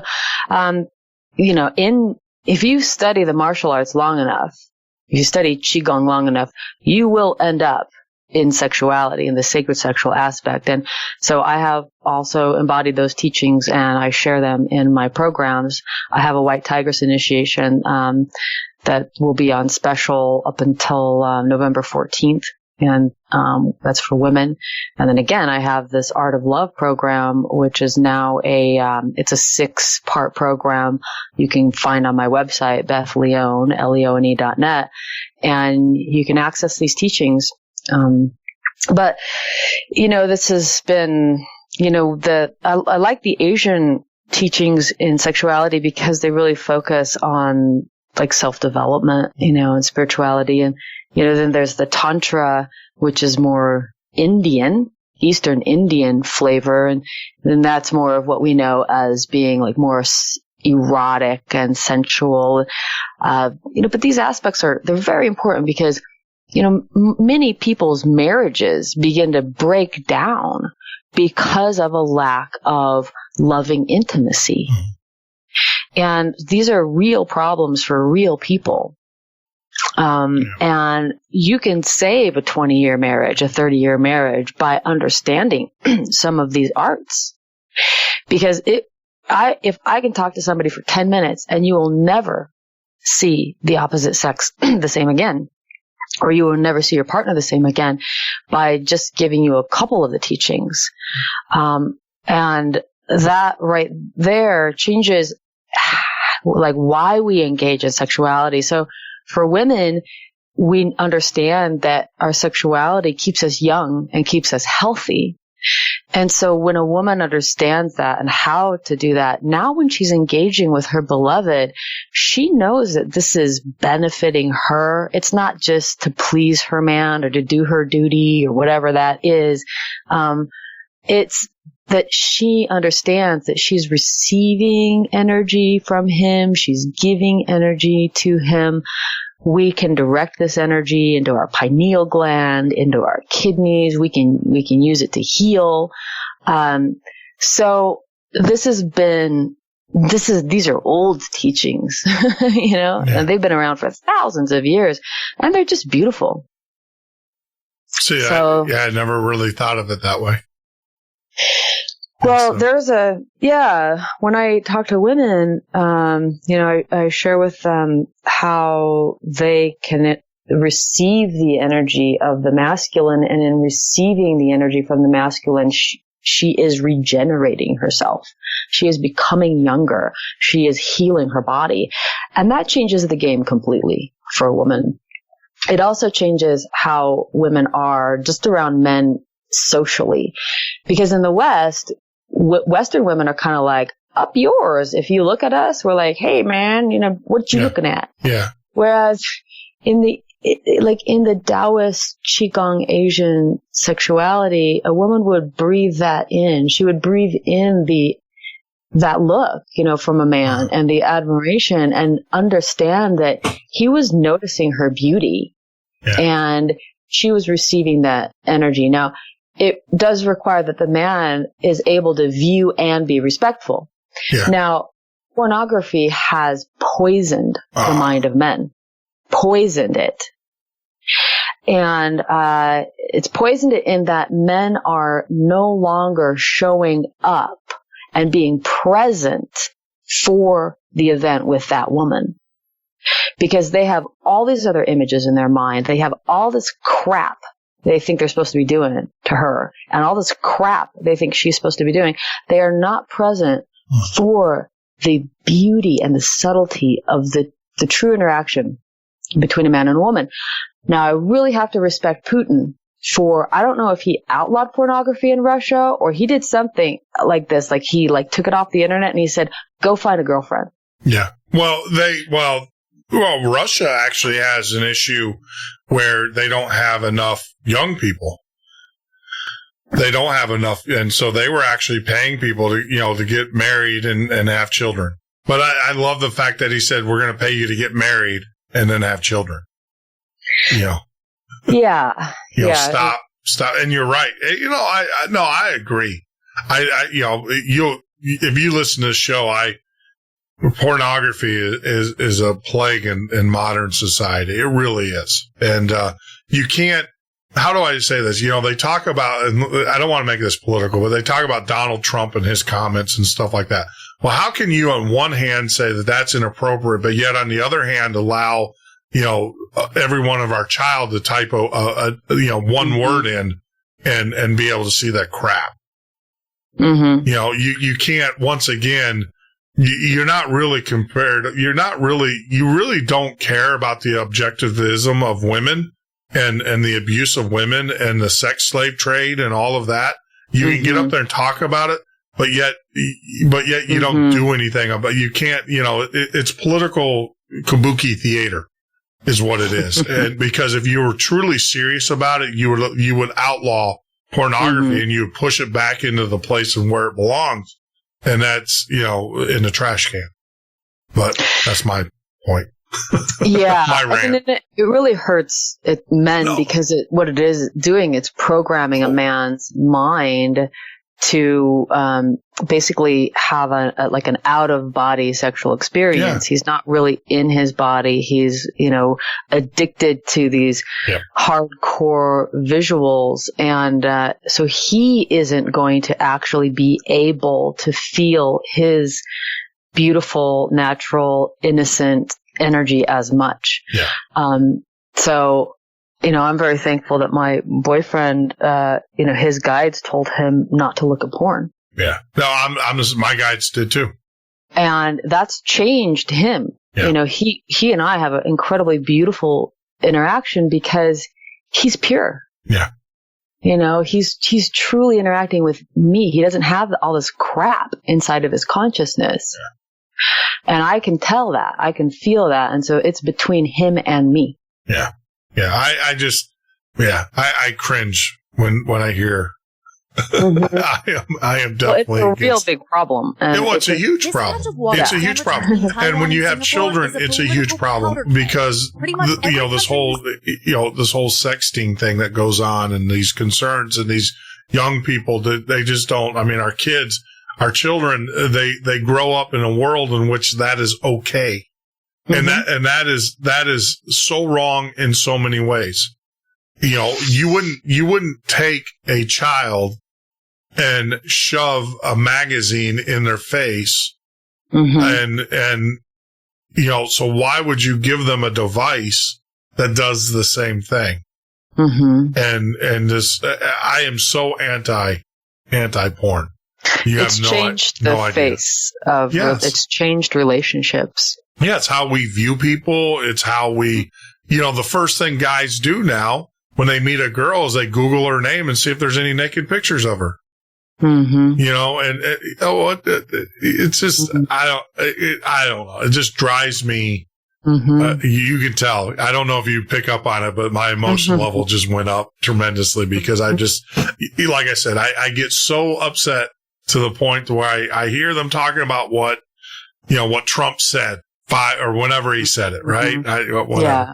And then yet they have the audacity to sit there and push their ED pills and their sexual TV shows and all of that on mainstream media. It's like, if you're really concerned about the objectification of women and the violence towards women, let's start at a few places. NFL, we'll start there.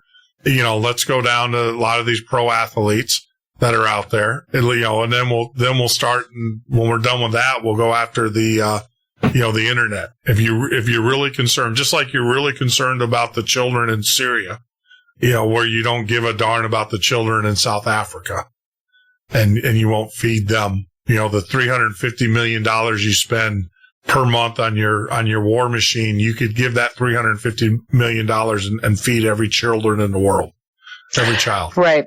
It's clear.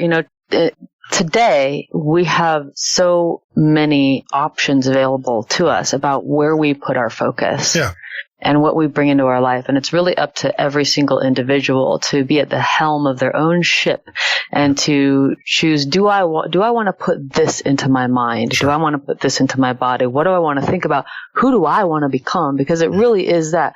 Who do you want to be? Yeah. And when we trained black belts, we always said a black belt is much more about who you become than the black belt that you get. And so who do you want to be as a human being on this planet right now? Do you want to walk in, in dignity? So it's like we have to navigate this life, and it's not always easy because everyone makes mistakes and we all end up, getting into different things, but that's our teaching as well. And now we know. Yeah. Now we're like, well, I didn't like that. That really took me down a path I didn't want to go on.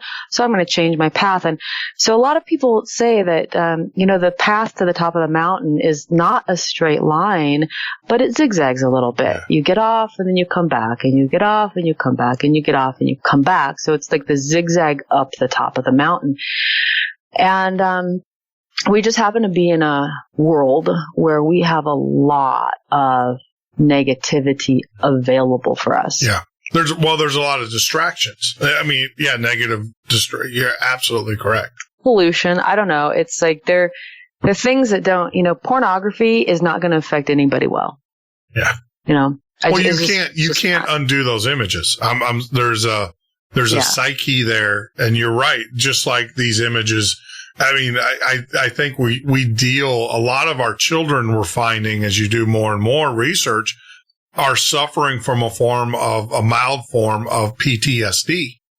There are images that are placed in their heads via the internet and other media resources that I can't even imagine. When I was growing up, I remember, we had this thing called HBO that got put in our house when we were younger. And I remember watching a show late at night called The Gangs of New York. Now, if you watch that show now, you would laugh. You would be like, that is so corny. Mm-hmm. But that was the ultraviolet movie of its time. And I remember getting in trouble, like serious trouble for watching it as a kid. Yeah, and at their fingertips, you can see much more violent things. Oh, on TV now. On just normal, ordinary TV, you can see people now getting, they never showed anybody getting shot. They never showed anybody's, blood and guts on TV. When we were growing up, that was like late night TV. Now it's like normal TV. You see, look at the whole zombie series. You see heads getting smashed in and guts flying everywhere. I mean, our kids, there are things, that it's a mild form of PTSD our children are suffering from. And they're having dissociative issues where they're, because your brain, to deal with that sensory thing, either your brain engulfs it or your brain rejects it. And when your brain rejects it, that's where the dissociative issues come into play. They're learning, and then they become distant. They become disconnected from the rest of the world. Or they disconnected from themselves because what they feel and see inside of themselves, they don't like. So when you put those images in you, this is why I will not watch horror movies. When you put those images inside your mind, now they're in you. Yeah, correct. And now you don't feel so comfortable with yourself anymore. Yeah, that's right. It's not good in there. And so that's why we have to be the ones who decide, do I want to put that in my psyche? Yeah. Do I want to think that? Do I want to see that? And now we've got, those video games that the young kids play that are horrendous. Oh yeah, I know. I played them. I'll be the first one to tell you I played them.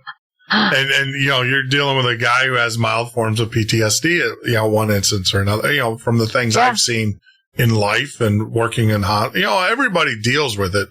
I play. How do I say? I used to play them. The ones I'm playing today are like everybody deals with it. Launching little Kerbals into space, and though that's tragic though when you blow a Kerbal up. I get really emotional because these are like my little guys. I love these guys. Go Google Kerbal space. I decided a long time ago if I was going to have a hobby, that hobby was going to be my body. And it shows. See, and if I'm going to spend, 2 hours a day doing something, painting, playing a musical instrument, although I think they're all great, but I just chose, I'm going to spend that time on my body because I just feel it'll have the greatest payoff. Yeah. But what's fun? I'm getting there though. But I obviously did not focus on my body. When you watch the video, you'll know. But, Kerbal Space. But Space instead. Kerbal Space is awesome. It's the best game out there. They ought to sponsor the show. That and Tim Hortons coffee. But, so the thing is, it's funny though, because of the show, and I have a voice coach that I work with. And, so now I'm learning about breathing technique. But what's really funny is that one of the things that she was saying is that I need to start looking at martial arts, because she said that teaches you how to, how to move and how to use your muscles, your muscle groups to your benefit. Well, I highly recommend Shaolin Kung Fu if you're going to do a martial art, because Shaolin Kung Fu is it's got a deeper root into the healing and spiritual lineages, and it's more flowing and beautiful, and it also focuses more on, I think, that movements that are better for the body. Sure. It's very different than like Taekwondo, which can focus on like high kicks, which can really hurt your joints and things, and hard styles. We call them hard styles. Karate, Taekwondo, those are hard. If you look at Shaolin Kung Fu, that's where you'll notice much more of the flowing circular movements. And it's because it has a root inside of this healing art called qigong, which is a very mystic art. Yeah. So I would recommend Shaolin if you are going to go into the martial arts. See, I'm looking here, and the closest Shaolin dojo, if you want, I'm learning, is about 200 miles away from me. Oh, interesting. Well, qigong is another thing. I would actually start with qigong, because as you're bringing your body up to the point where it could even like get into the martial arts. The martial arts are pretty heavy duty. I would say start with qigong. So if you look up qigong, Qigong, you might find something. I notice you sell a qigong. I do. I have something called the Fundamentals of Qigong on my website, BethLeone.net. I have another website called the Tao Lab, the TAOLAB, and it's there as well. And it takes people through the basic, just all the basic things you need to know to have a qigong practice, and a qigong set called the 8 Pieces of Brocade, which is the prized Shaolin qigong set. Yeah, I'm looking. Oh, that's like 300 miles away. I live in the middle of nowhere. Where are you? I'm in the middle of nowhere. I live, it's funny. We live in a place, it's called the Nature Coast of Florida. So we are on the Gulf, literally right on the Gulf, but we're in it's about a 3,000 acre protected, area of literally. I have friends that come from northern Michigan or northern, the northern part of the U.S. And they're like, your woods, your forests here are just like ours, except it's 90 degrees and you have alligators in them. And everything. It's called the Nature Coast, and it's known for its nature, but it's in the middle of nowhere. Mm-hmm. So the closest city is about 45 minutes, which is Gainesville, but straight across. Mm. So Gainesville, University of Florida, Tampa is about an hour and a half. That's usually where a lot of I'm looking at what you're saying, and that's where they're all at. They're in Tampa and wow. Well, there's some things on YouTube. You can check out my Fundamentals of Qigong program, which will start giving you a foundation for something, and then, who knows what might come into your life. Yeah. No, like I said, I might find, who knows? Yeah, you're right. I mean, you might find a group of individuals you might have someone who is here, but just doesn't have a dojo or something set up. Exactly. And stuff. So, I can't see me kicking bags and stuff like that. For me, it would just be the movements and just learning. It's really more about the art of it, the health and healing aspects of it, keeping your body in a good way, in shape with, ancient movements and ancient principles. Yeah, you would be laughing at me if you probably saw, but that's what I go in the pool. That's my exercise. My hour a day in the pool exercise is just moving, just moving water. It's funny because that's what my doctor friend told me. He said, just move water. He said, I don't care how you move it. He said, just get in the pool and move water with your hands, with your body, with your feet. He said, just always be moving water. And he said, you'll be okay. Yeah, it doesn't have to be complex. It's actually quite simple. You can just walk or swim or, the body just wants to move. It needs to move. Yeah. It's awesome. Yeah. Well, my friend, I mean, I thoroughly, is there anything, I always do this, is there anything that we left out that you would like to talk about? Well, I just want to let people know that I focus right now on empowering women, and I have a program called the Priestess Path, and I distill all of these initiations from shamanism and qigong and sacred sexuality into an initiation series, 6-month series called the Priestess Path, and that's what I'm focusing on. So, and I'm focusing on women's empowerment. So if people want to connect with me, you can go to my website, BethLeone.net, Leone, and connect there, and stay connected to these wisdom teachings. That's it. Are you doing any type of live events? I know you did the wellness or whatever, but are you actually live?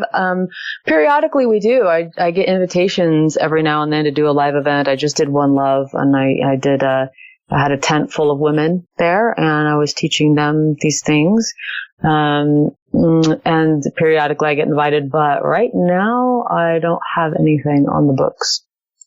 Wow. So if you want to stay connected, just, give me your email, go to my website, put your email in, and then you'll know. I do free webinars. I do, small series. I do lots of things, live teachings, and, Yeah. I'm actually, believe it or not, I'm not.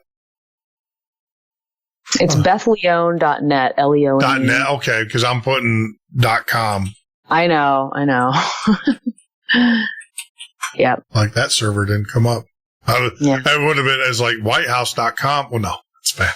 The old White House talking about porn. I don't know if you remember that, but in the day, whitehouse.com was not the White House. Oh, I didn't know that. It was, yeah. Actually, that was my first experience with a pornography site on the internet. I was actually looking for the address of the White House to write them a hate-filled letter. Oh, nice. and it was surprise. Surprise. Yeah, the joke was on me. And I always thought the White House was a house filled with. Well, I'll stop. This is a family show. And it just reiterated it for me. Yeah. Yeah. So your website, and then you can sign up for your free. Yeah, you have the free gift.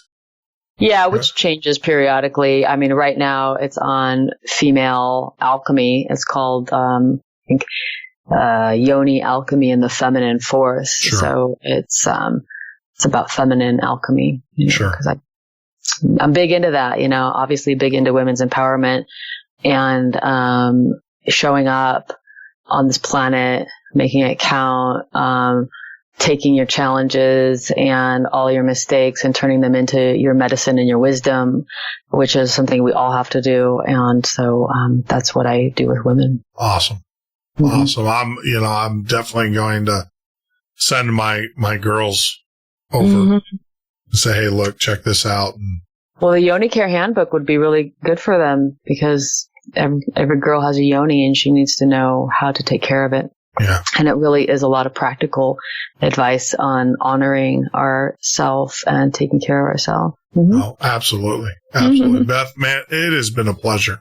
It has been real pleasure. And I've learned a lot, and questions will lead to further questions down the road. And as I investigate now, one of the things, I will read your books, even though I know they're geared more towards the well, for me, I was a guy that used to read Cosmo. So Well, that particular book is for men as well, because men often have relationships with women too. And it's, I mean, that's kind of what everybody wants, right? That's right. It also shares practical information for men. Half of the book is for men. Yeah. Actually. So. Well, no, that's like I said, I didn't read Cosmo for the polls or whatever. You need to know. It's like somebody's got to share this information. Yeah, because you're definitely not going to get it from your buddies, or whatever. And it's like, hey, look, I was ahead of my game. And I feel a responsibility. I've been given ancient lineage teachings on the female body and on sacredness. And, who else is going to share this information but those of us that have been actually given the ancient and sacred information. So, I feel that once you have that, it's part of your duty to let other people know. Exactly. Well, and that's why, one of the reasons why I do the show. I love it, but more importantly for me, it's a way of getting this out because this show, depending on when it airs, you got 2,000 to 4,000 people who are now, exposed to you and your teachings and stuff. And if we get one or two people, I mean, even. That's a great thing. The way I look at it. The benefits their life. The thing is, absolutely. The reason why we all do this is to give back something that can be of help to other people. Correct. That's why we share this information. That's why we put ourselves out there. And, some people, I get ridiculed for my stuff. I get judged for it. People are like, who are you teaching Taoist stuff? And I'm like, look, you have no idea who I've trained with or, the blessings with which I carry this information. But if you can change one person's life correct, and make it better or guide somebody to a healing path, then it's worth it. Well, Beth, you don't do it for the money? The money. I make a living. Look, I decided that I wanted to teach my stuff, my sacred knowledge, and I figured out how to make a living doing it. I chose to be an entrepreneur. So instead of working for somebody else, doing whatever they're doing, I'm sharing the ancient lineage teachings, and I do make a living at it. Yes. Yeah. Well, you do. Yeah. Unfortunately, most of us don't. Well, not unfortunately, but you know what? I think, and I know that. Well, we can talk some more. So, I mean, for me, this is a whole other thing. Monetizing your passion, monetizing your sacred work in the world. But you know what, though, I actually believe too is that monetization comes when you are truly connected. I know a lot of people, that might sound crazy, but I know for me, if I was successful in some of the endeavors that I did to the point, and I was successful in the computers and writing technologies to the point where I, was flying around in private jets and everything. But I actually believe that if that was the case with what I'm doing now, I wouldn't have the passion that I have for it now. Does that make sense? Because a lot of people do this there's a lot of mainstream shows that talk about alternative ideas and things. And you could tell that it's a corporate driven. It's not really a message driven. It's not passion driven. It's not passion. It's not a message driven. Yeah, I think one of the main things as a human being is to find out what is your purpose and your mission here on Earth. What are you here for? And to do it and to put it together. I mean, that's one of the things I did. I'm like, I will do my mission here on Earth. And it gives life a completely different flavor. And you can monetize it. That's actually one of the next series that I'm thinking about putting together is how to monetize your sacred work in the world, because I had to do it in order to reach the people and to make a living based on, I can spend my day giving sacred information and I can eat, and I can take care of myself so I can focus on giving sacred information. Now that's a huge accomplishment for me. Yeah. Yeah. Actually, for me to have figured that out. And so I want to share that with other people too. One is how to find your purpose and your mission. That's one thing. And then the next thing is to begin sharing that and doing that and being rewarded for that. Well, yeah, I've always said, like with me is doing these shows, I have a day job still. I still have my other company and I spend 8 hours, but I've always said, I can do so much more. We could do so. It's a strange trade-off because the one feeds the other, right? My day job, what I call my day job, feeds the ability to do this and to be able to bring this product out to the marketplace. And so I'm not negative against it because, it allows me to do this. But then I'm saying that once this takes off, we can do so much more because the 8 hours that I'm spending doing my day job to support this is 8 hours I can use to do and make this even bigger and marketable. But like I said, who am I to question? I've been told there's two voices that just came in my head. Number one is grandiose, don't get grandiose with it. And then the other thing is in due time. And those are the two, and my headset's not hooked to anybody. There's no one talking to me. But that's the message that I just got myself. Yeah, exactly. Was don't get grandiose in your process. And number two, in due time. And like I said, when we put this business plan together for this show, it's a 10-year plan. Doesn't mean we stop at 10 years. We have a 10-year plan and, we'll reevaluate, at that point. But yeah, in due time. Well, I wish you all the best and great success. Well, if I keep on getting good guests like you on the show, we will be successful in spite of myself. People don't come to listen to me. That's been proven. They come to listen. It's amazing. When I first started to do the show, we did 30 minutes of me just doing like news items, kind of like, hey, and then bringing the guests on. Now that I bring the guests on at the very beginning of the show, all of our listeners start coming in at the very beginning, where most of the listeners, they would know 30 minutes. And then, so they're definitely not coming for me. They're coming for you and our guests. Well, thank you so much for bringing me on your show today. And thank you. Thank you. And thank you for sharing your knowledge and passions with us. And hopefully there's someone who's going through an issue or needs some, and here's your life story, here's my life story, and some of our other guests' life story, and says, hey, there is a way. There's another way. And who knows, maybe we just turned on a young lady or even a young man into the martial arts, and maybe that can be their path, and they I highly suggest the martial arts. It is a good way. It is a good, skillful means to apply yourself and to learn discipline and to put your energy into and your strength and your passion. It is a high level art. Yes. Highly recommended. Yeah, no, I agree. I don't think I've never heard anybody talk bad about it.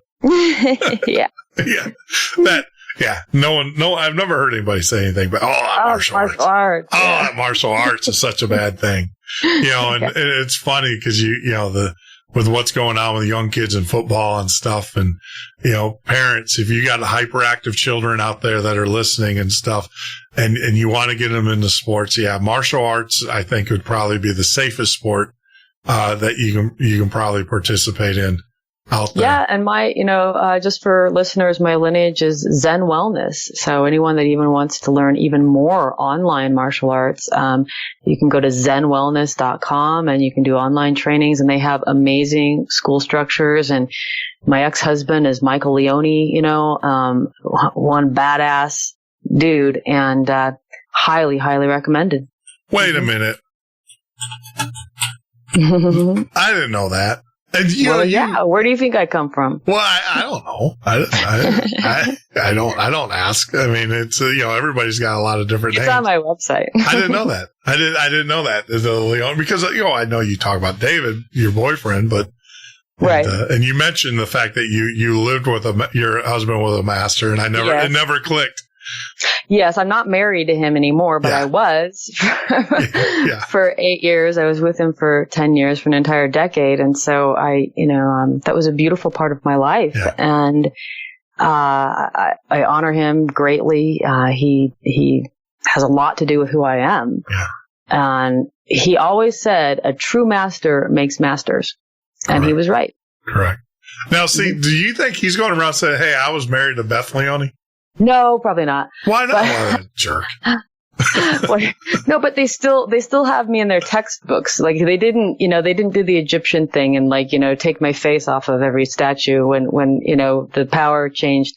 We had an amicable, departure. Yeah. It was just the way of it. It was time. I have other things I need to do too. And so, he left me in the textbooks, and it's interesting because some of the women show up and they think that I'm going to be there, because I kept the name because it means lion. And I feel that in a lot of ways he was my father too. And so it's very interesting, all this stuff, but it was a spiritual appointment, and that highly respected man, total badass, carries these ancient lineage teachings. So if you want to train in the martial arts or in qigong, go there. Yeah. Mm-hmm. Yeah. Wow. And that might be something good for you too, actually. No, I'm going to you. No, well, I don't really train. I train women right now. I don't really train people in the martial arts, because you have to hold an entire dojo down, and that's a lot of energy to have a brick and mortar dojo where you literally take people through. Yeah. And that's why I have to give it to, people like, Michael Leone and these men who are, notice I changed the pronunciation of my name to Leone, and the spelling is a little different, but, these men that are holding it down like that, a deep bow goes to them. We're holding down these brick and mortars where people can show up physically in the flesh and go through these teachings. And he's doing that. I've put my teachings into the Priestess Path to empower women with multiple initiations. But as far as somebody actually taking you through these movements in these martial arts, I teach people sometimes, privately, boutiquely. It's going to cost a lot of money and, everything, but I say go to Zen Wellness and do it there. Okay. Mm-hmm. Wonderful. All right. We'll make sure we get those links up and everything. And great. I appreciate you taking time out of your busy weekend schedule to be with us and to share your knowledge and your passions. It just means so much to me and everything. And, tell David that, I took you away from him for a couple hours and for that, but, I'm not going to call him either. He does, everyone steals all of his stuff. He's kind of in a dilemma. If he does a radio interview, he'll do something for George Norrie or something, right? And then immediately about 20 different YouTube channels steal. Yeah. Oh, yeah. David's thing, put him up, commercials. And so it's actually a detriment for him at this point. Yeah, no, look at what's going on with Art Bell right now. You have a company that's taken all of Art Bell's old shows, and now you go onto YouTube. I don't know how they're getting away with it, to be honest with you. YouTube comes down on me when YouTube has got Big Brother written all over it. Yeah. Oh, I know. That's all I can tell you. I know. I know the history of it and everything, but it's just amazing because I'll play. It's funny. I have Ed Roman, who's a good friend of mine. He's a Canadian. He's the indie artist of the year, and he did a song that we do. But Ed will come on once a month, once or twice, every other month or whatever, just to hang out. And because we bring musicians in as well. Anybody, I'll talk to anybody. And it's funny because I'll have him on the show and he owns his music and he'll say, yeah, play that. He goes, hey, Jeff, I got this new song out. Go ahead and play it. I did it with Rastafarians and, he's a real hip dude. And I'll play it. I'll put it on YouTube and YouTube goes, copyright strike. We own that. It's like, wait a minute. Did you not listen? The guy who wrote the song gave me permission. And I tell him, it reminds me of that old scene in Back to College where Rodney Dangerfield is in an English class and he had to write a paper on a well-known writer. And he actually paid the writer to write the paper on himself. And the professor's like, see, And Rodney turns to the writer and says, "You're fired." That's the way it is. That's how I feel. Yeah, it's crazy how it works. But no, I do get it. Is that I understand, and that is a growing concern with a lot of. I get it all the time when I reach out to certain certain people in the business, and they say, well, I would love to, but the problem is that you don't have the protections that. Yeah. And it's not for radio shows. Yeah. Well, I do though. I mean, actually we aggressively go after people who redo our shows. I have a, that's one thing being in the software business and having patents and trademarks in software. I have a law firm that will go after you if you rebroadcast, and they do, and they go after you got to protect your brand, your market. And we might be interested in knowing who they are because it's, going on a lot. Yeah, no, and this is the guy that's known. My firm, I won't give them a plug because they don't pay me. But if they want to, you will. That's right. Yeah. If they sponsor the show, we'll be glad to talk about it. But they're very well known in the software industry. They do, and you're absolutely correct. Your brand, you got to be careful. And to me, I'm growing in a sense, but we've already had one incident where someone took a video that we did with a guest, and then they did a negative review, or they did a negative mashup of the guest. So they used our video to insult the guest, and we're not going to put up with that. I mean, that's that's tacky. That has no class. And just because you're on the internet doesn't mean we don't know who you are. And we do know who you are. And for that person that's listening, because they do listen to our show quite a bit, you're going to be getting a letter in the mail, and also you're going to be getting something else. I say to people like this, I say, become interesting. Yeah. Instead of taking people's stuff that you think is interesting, why don't you become the interesting person? Because you can. And that's what people want. They want energy and attention and power and all this. Become that person. Yeah. Yeah. Create it yourself. Don't take someone else's work and then, do exactly. Yeah. Become an interesting person. I tell people all the time, I will show you, I will teach you how to set up a podcast for under $200. We're talking full video, hosting, everything you need to know. Audio production, audio limiters, everything you need to know to put together a quality podcast that's like 90% better than any other podcast that's out there. I can show you. You have to make the investment for about $200 in the equipment, microphone and mixer, which is nothing. And I can show you how to do it. So I'll be glad if you have a podcast that's counter, and you want to do that. I mean, there's a market for you. There's a lot of people that don't believe what we do on our podcast. So you can do an anti-midnight ocean. You can call it daytime ocean. I don't care. And, daytime lake, sailing on the daytime lake, and take every one of my shows. And when I have a guest, do a counter to it, but you do it. You don't take you don't take people's stuff. You do the show. Right.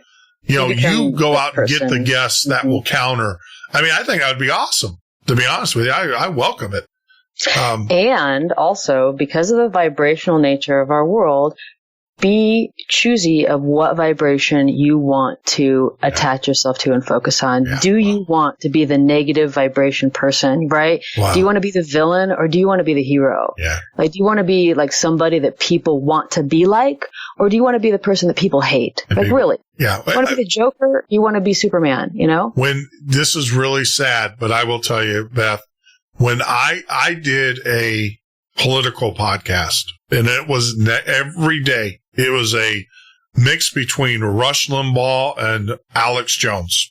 Hate speech with a little bit of intelligence, in a sense but it was hate speech. Let's call it what it is. It was attack, but it wasn't to the point to where it was, Alex Jones, if you ever listen to him, great. I mean, the information he shares is right on. I mean, he is accurate. I've done the research on him.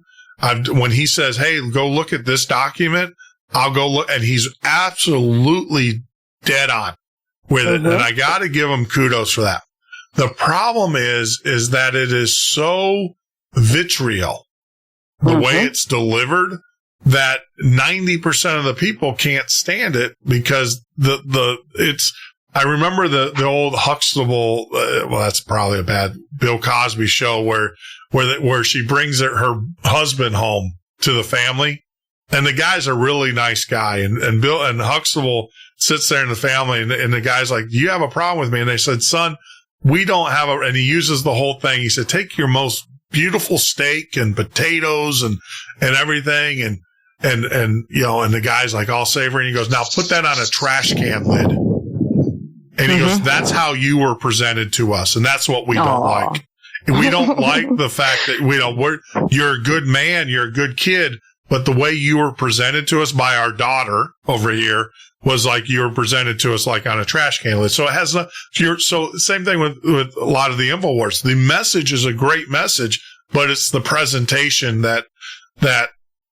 so we did a show that was articulate. Same presentation. I could turn on the radio, or I can turn on the show, talk for 10 minutes, have 2,000 listeners keyed in.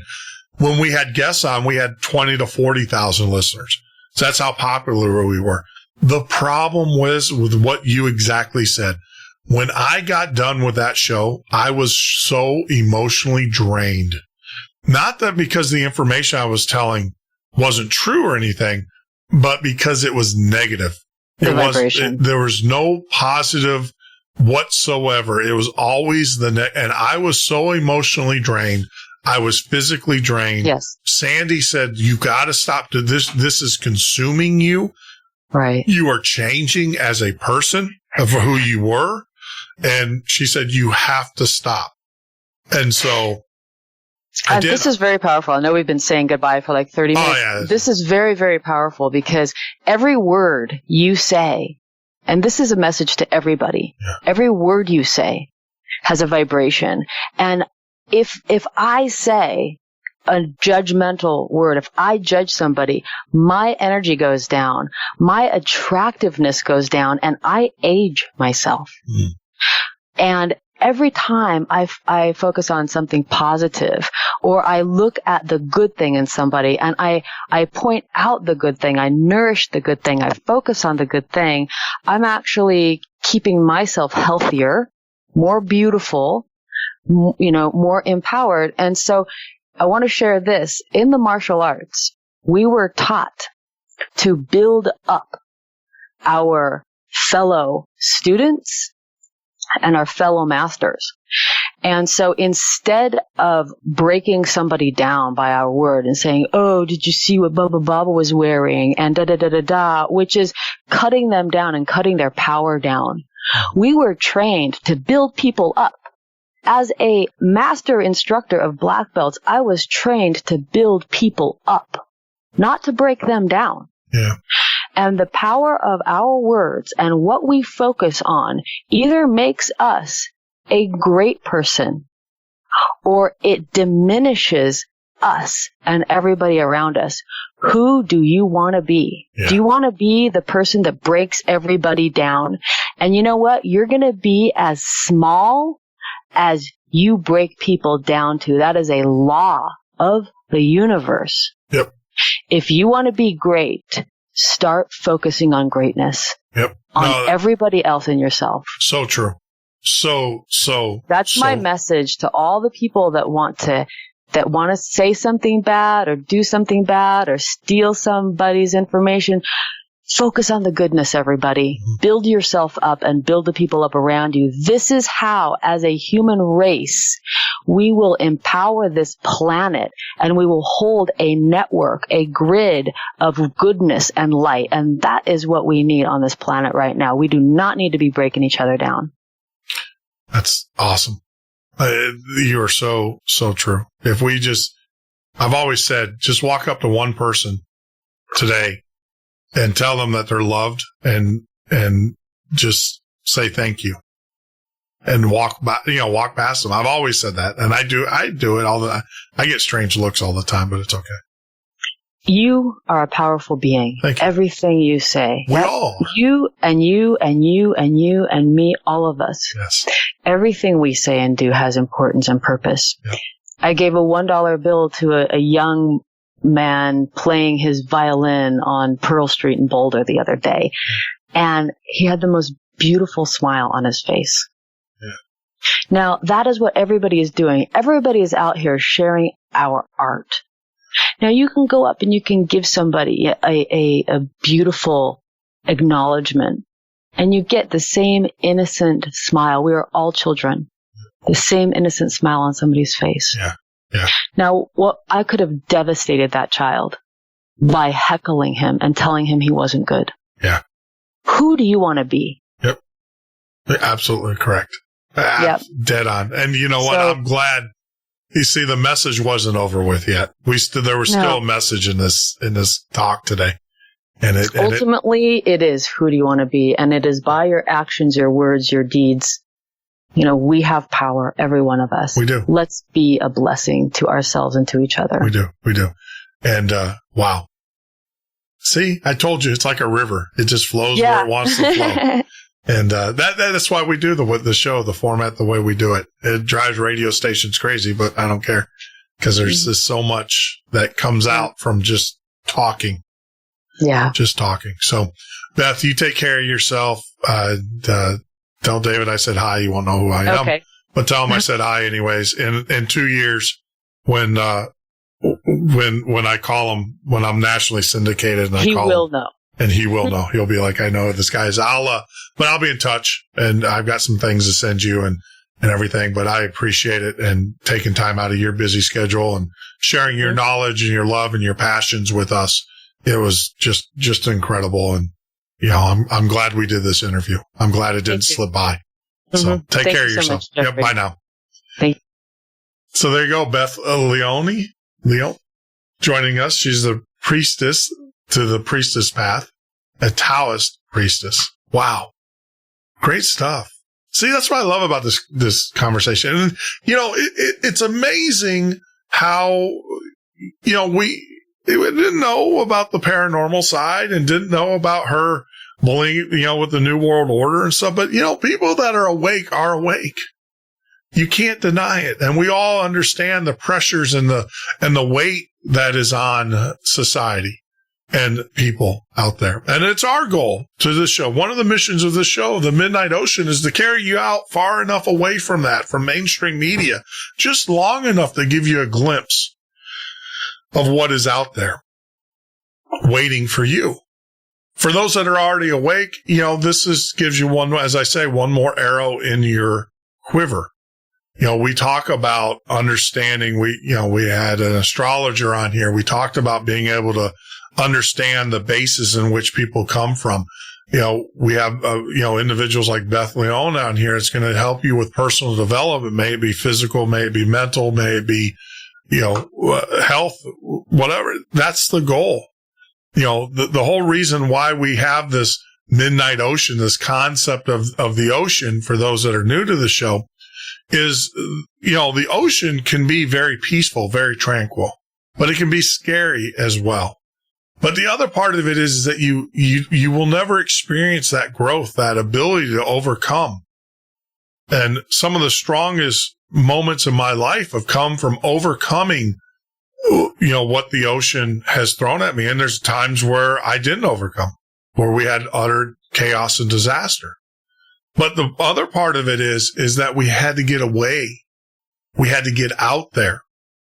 And that's what this show is all about. Hopefully we're getting you pulled away from mainstream media, from that cabal that wants to own and monetize everything you do. They want to control you. They want to, you know, feed you pills. They want to, you know, everything. And we want to get you off the shore long enough. And so I hope that the 3 to 4 hours that you spent with us tonight, speaking with our guest, Beth Leone, was beneficial to you. And if it is, the best way that you can share that is share the show with your friends and your family. The other thing too is get out the best website. I know I'm going to be signing up as a register, for my free gift. Yoni Alchemy and the Feminine Force. Yeah, I'm going to read it. Look, I'm not bashful. If there's knowledge in there, there's knowledge in there. I don't care. Don't care what the title of the book is. And I think there's knowledge in everything. You have to, it's all about gaining knowledge. I think one of the most famous lines, one of the things that I live by is that life is life. You're supposed to live it.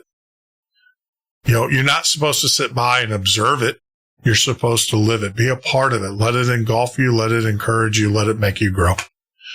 Like always, I just want to say thank you to everybody for joining us. Thank you for, taking time out of your busy schedule and getting on board the Midnight Ocean tonight with our guest, Beth Leone. Wow. Powerful stuff. Powerful stuff. But like always, it all must come to an end so we can prepare for tomorrow. Not that it's always over. It's as though we can get ready for what we have on tap for you tomorrow. Tomorrow, hang out there. We'll, let you know. The best way to know upcoming shows is if you go out to themidnightocean.com. That is themidnightocean.com. On the right-hand side, scroll down. You're going to see a calendar of guests. Click on that, and you will see our upcoming guests. If you are new to the Midnight Ocean, please make sure that you hit the subscribe button there on YouTube. And if you're on Facebook, share with all of your friends and family. And if there's anything I can do for you, the best way to reach me is if you become a Midnight Listener. If you go to midnightlistener.com, upper left-hand corner, register. There is no secret handshakes or codes, or it doesn't cost anything. When you become a Midnight Listener, there is a SMS text message phone number that you can use. You can actually text message me, and that comes directly to my cell phone. Don't call it because it's not my phone number, but it is a way of you text messaging me, and so we can communicate. So if there's a guest or something that you want or like about the show, something you don't like about the show, just let me know. I'd be glad to talk with you. I mean, I'm probably one of the most accessible talk show radio hosts that you will ever meet or ever listen to. But like I said, for all of those who know the show, you know how we end things around here. And I just want to tell you, if you can be anything in the world, make sure you're this one thing. Just be love.